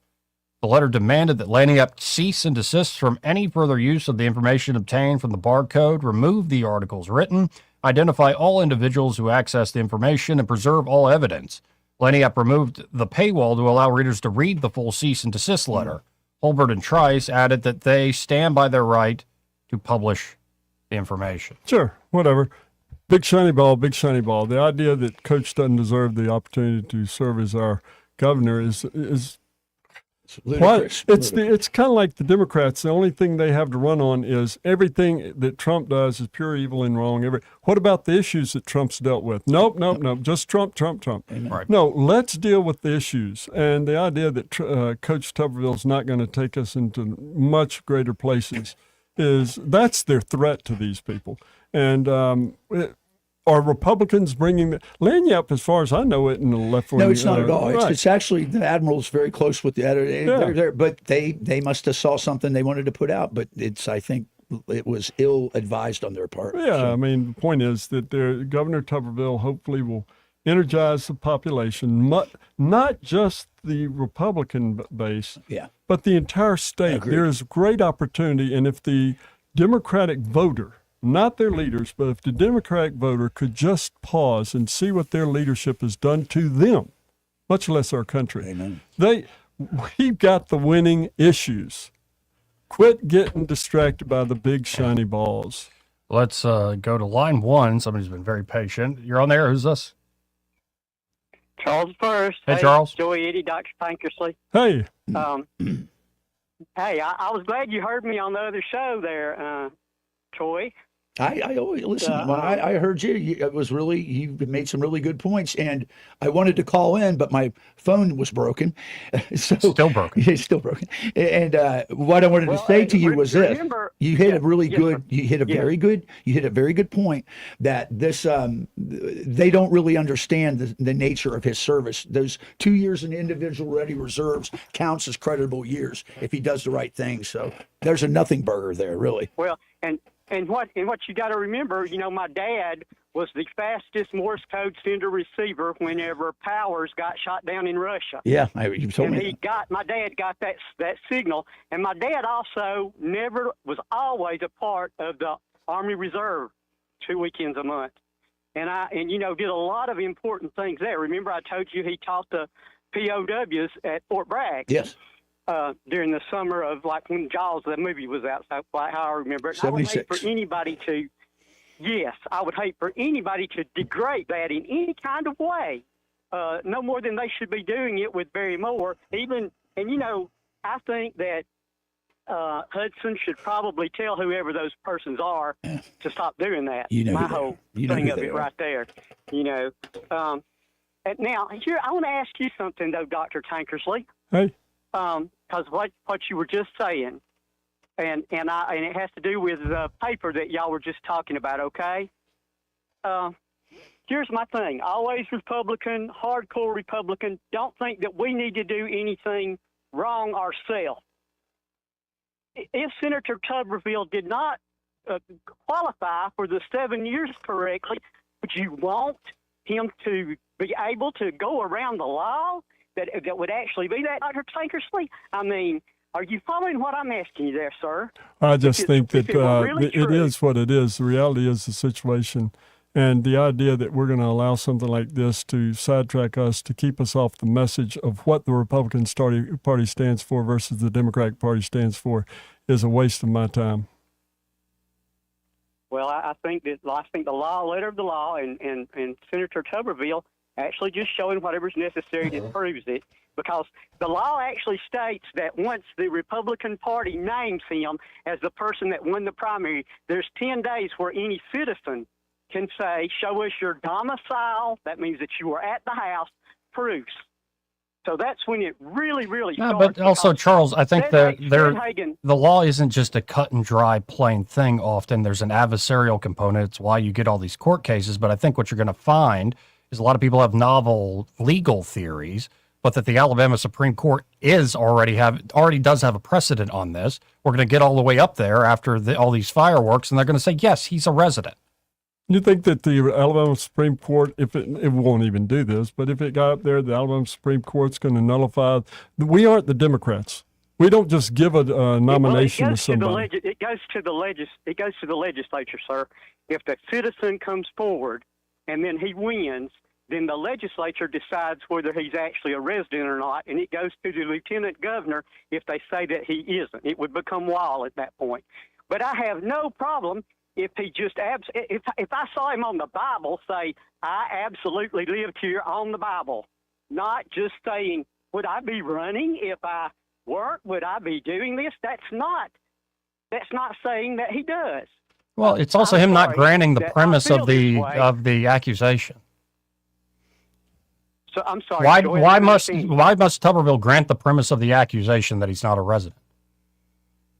Well, because state law says that he has to be a resident. A Right, but domiciled why resident for take 7 years. why grant the premise of the accusation? Because all it is an accusation. Charles Well, Spurce, the I heard you. accusation I is hear to what the you're saying. citizen. I hear what you're saying. Your main Yes, sir. concern is Yes, sir. integrity. Thank you. Okay. Yeah. That I have an makes issue sense. with that, but I think there's a lot of gamesmanship being used. Yeah. Let's just say again, there's an adversarial Big component to chess. the law, and people can come up with all sorts of interesting legal theories that then go kaput when it's actually tested. I appreciate the call. I'm running out of time, and I'm not even able to get to my favorite. I found my new favorite X account, Nobunaga. What's Nobunaga? Nobunaga. He's a Japanese man that is touring the United States, and he is writing little missives about his experience in the United States, and these are pure poetry. Now, I don't have time to get to it. Oh, but man. I'll give you a little tease of the one we'll get to in full tomorrow. Yeah. Here's just the beginning. USA. There is a white sauce here that the people pour upon everything with the devotion of a sacred rite. I have become a believer.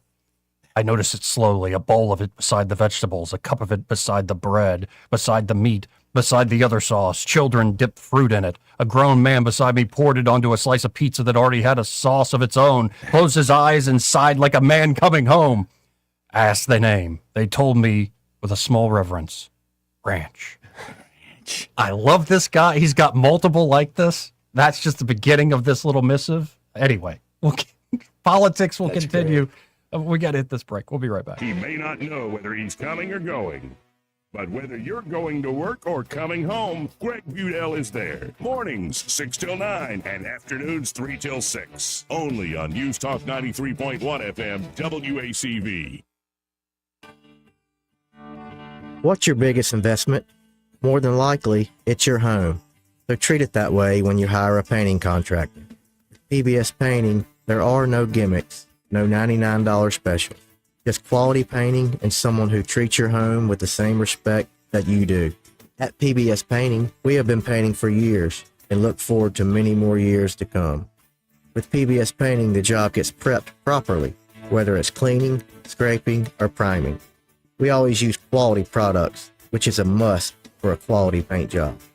So if you're looking for a painter that doesn't need upfront money and is on the job at all times, then please give me a call.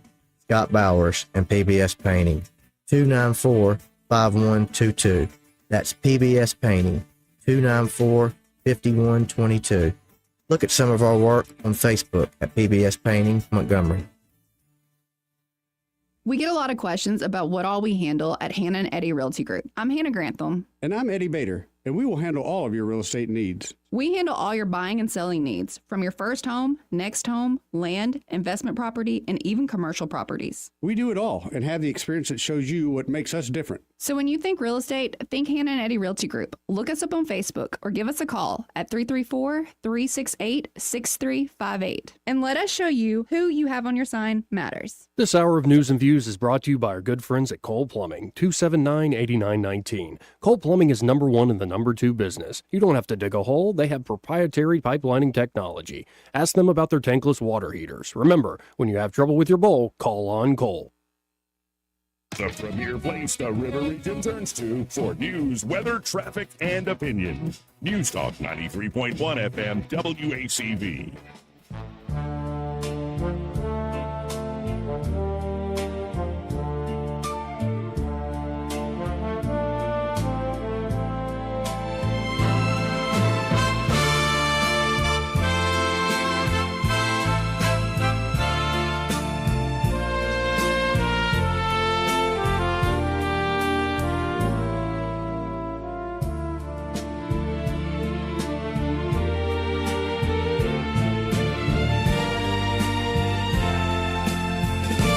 Joey Clark. Welcome back. We really are running out of time here, so let's go right to the phones and talk to Ray Bowles with Bradfield Carpet. Hey, Ray, how you doing? I'm good. I'm sitting here petting my little doggy, Apollo, my Doberman that don't like to vet. He's had a bad day. Poor thing. Hey, if y'all need the floor, call me, 285-8117. Now, the deal with Spencer Pratt went down, to me, I think it couldn't have gone down better. It's the best scenario that could have ever happened. And the reason I say that is because you know, and I know, and everybody in the country knows there's no way they're going to let him be mayor, ever. But they just showed their hand in such a spectacular way Yep. that anybody that goes against Trump and the Save America Act, they're bought and paid for. It's He beautiful. literally, I love what He you're is putting a- down. I think it is a clear signal. it is the prettiest sight of what the Democratic machine can do. And now Spencer Pratt is not only ticked, he's sitting on, what, a couple $1 million in his campaign account? Yep. Why don't he move to Florida and run for Senate? Move to any Republican state in this country, and that man would win in a moment. And then he's on fire to prove what California did. And just to underline your point, I think it's plain as day that this was like a clear signal of how desperate they were in order to make sure he didn't get into that Absolutely. runoff. But we are out of It's time, crazy so because they weren't going to give it to him. And why they did that was Right. stupid. But at any rate, if y'all need floors, call me. 285-8117. Be sure to tell them you heard Ray on the radio. Appreciate it, Ray. If you're driving by, you want to come by and pet the dog, he's here for another hour. Thanks, man. Yeah. Well, this show flew by. It always does. Yeah, like Dr. Tanksley, you got to come back because when we have more time. We love it. Thank you. And more the merrier. More the merrier. We got Tom and more. Oh, wow.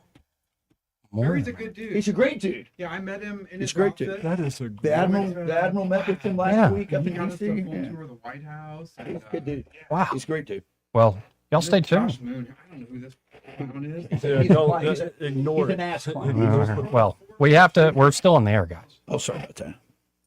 I meant to say that, though. Yeah, I mean, we all got opinions. Anyway, happy hours next.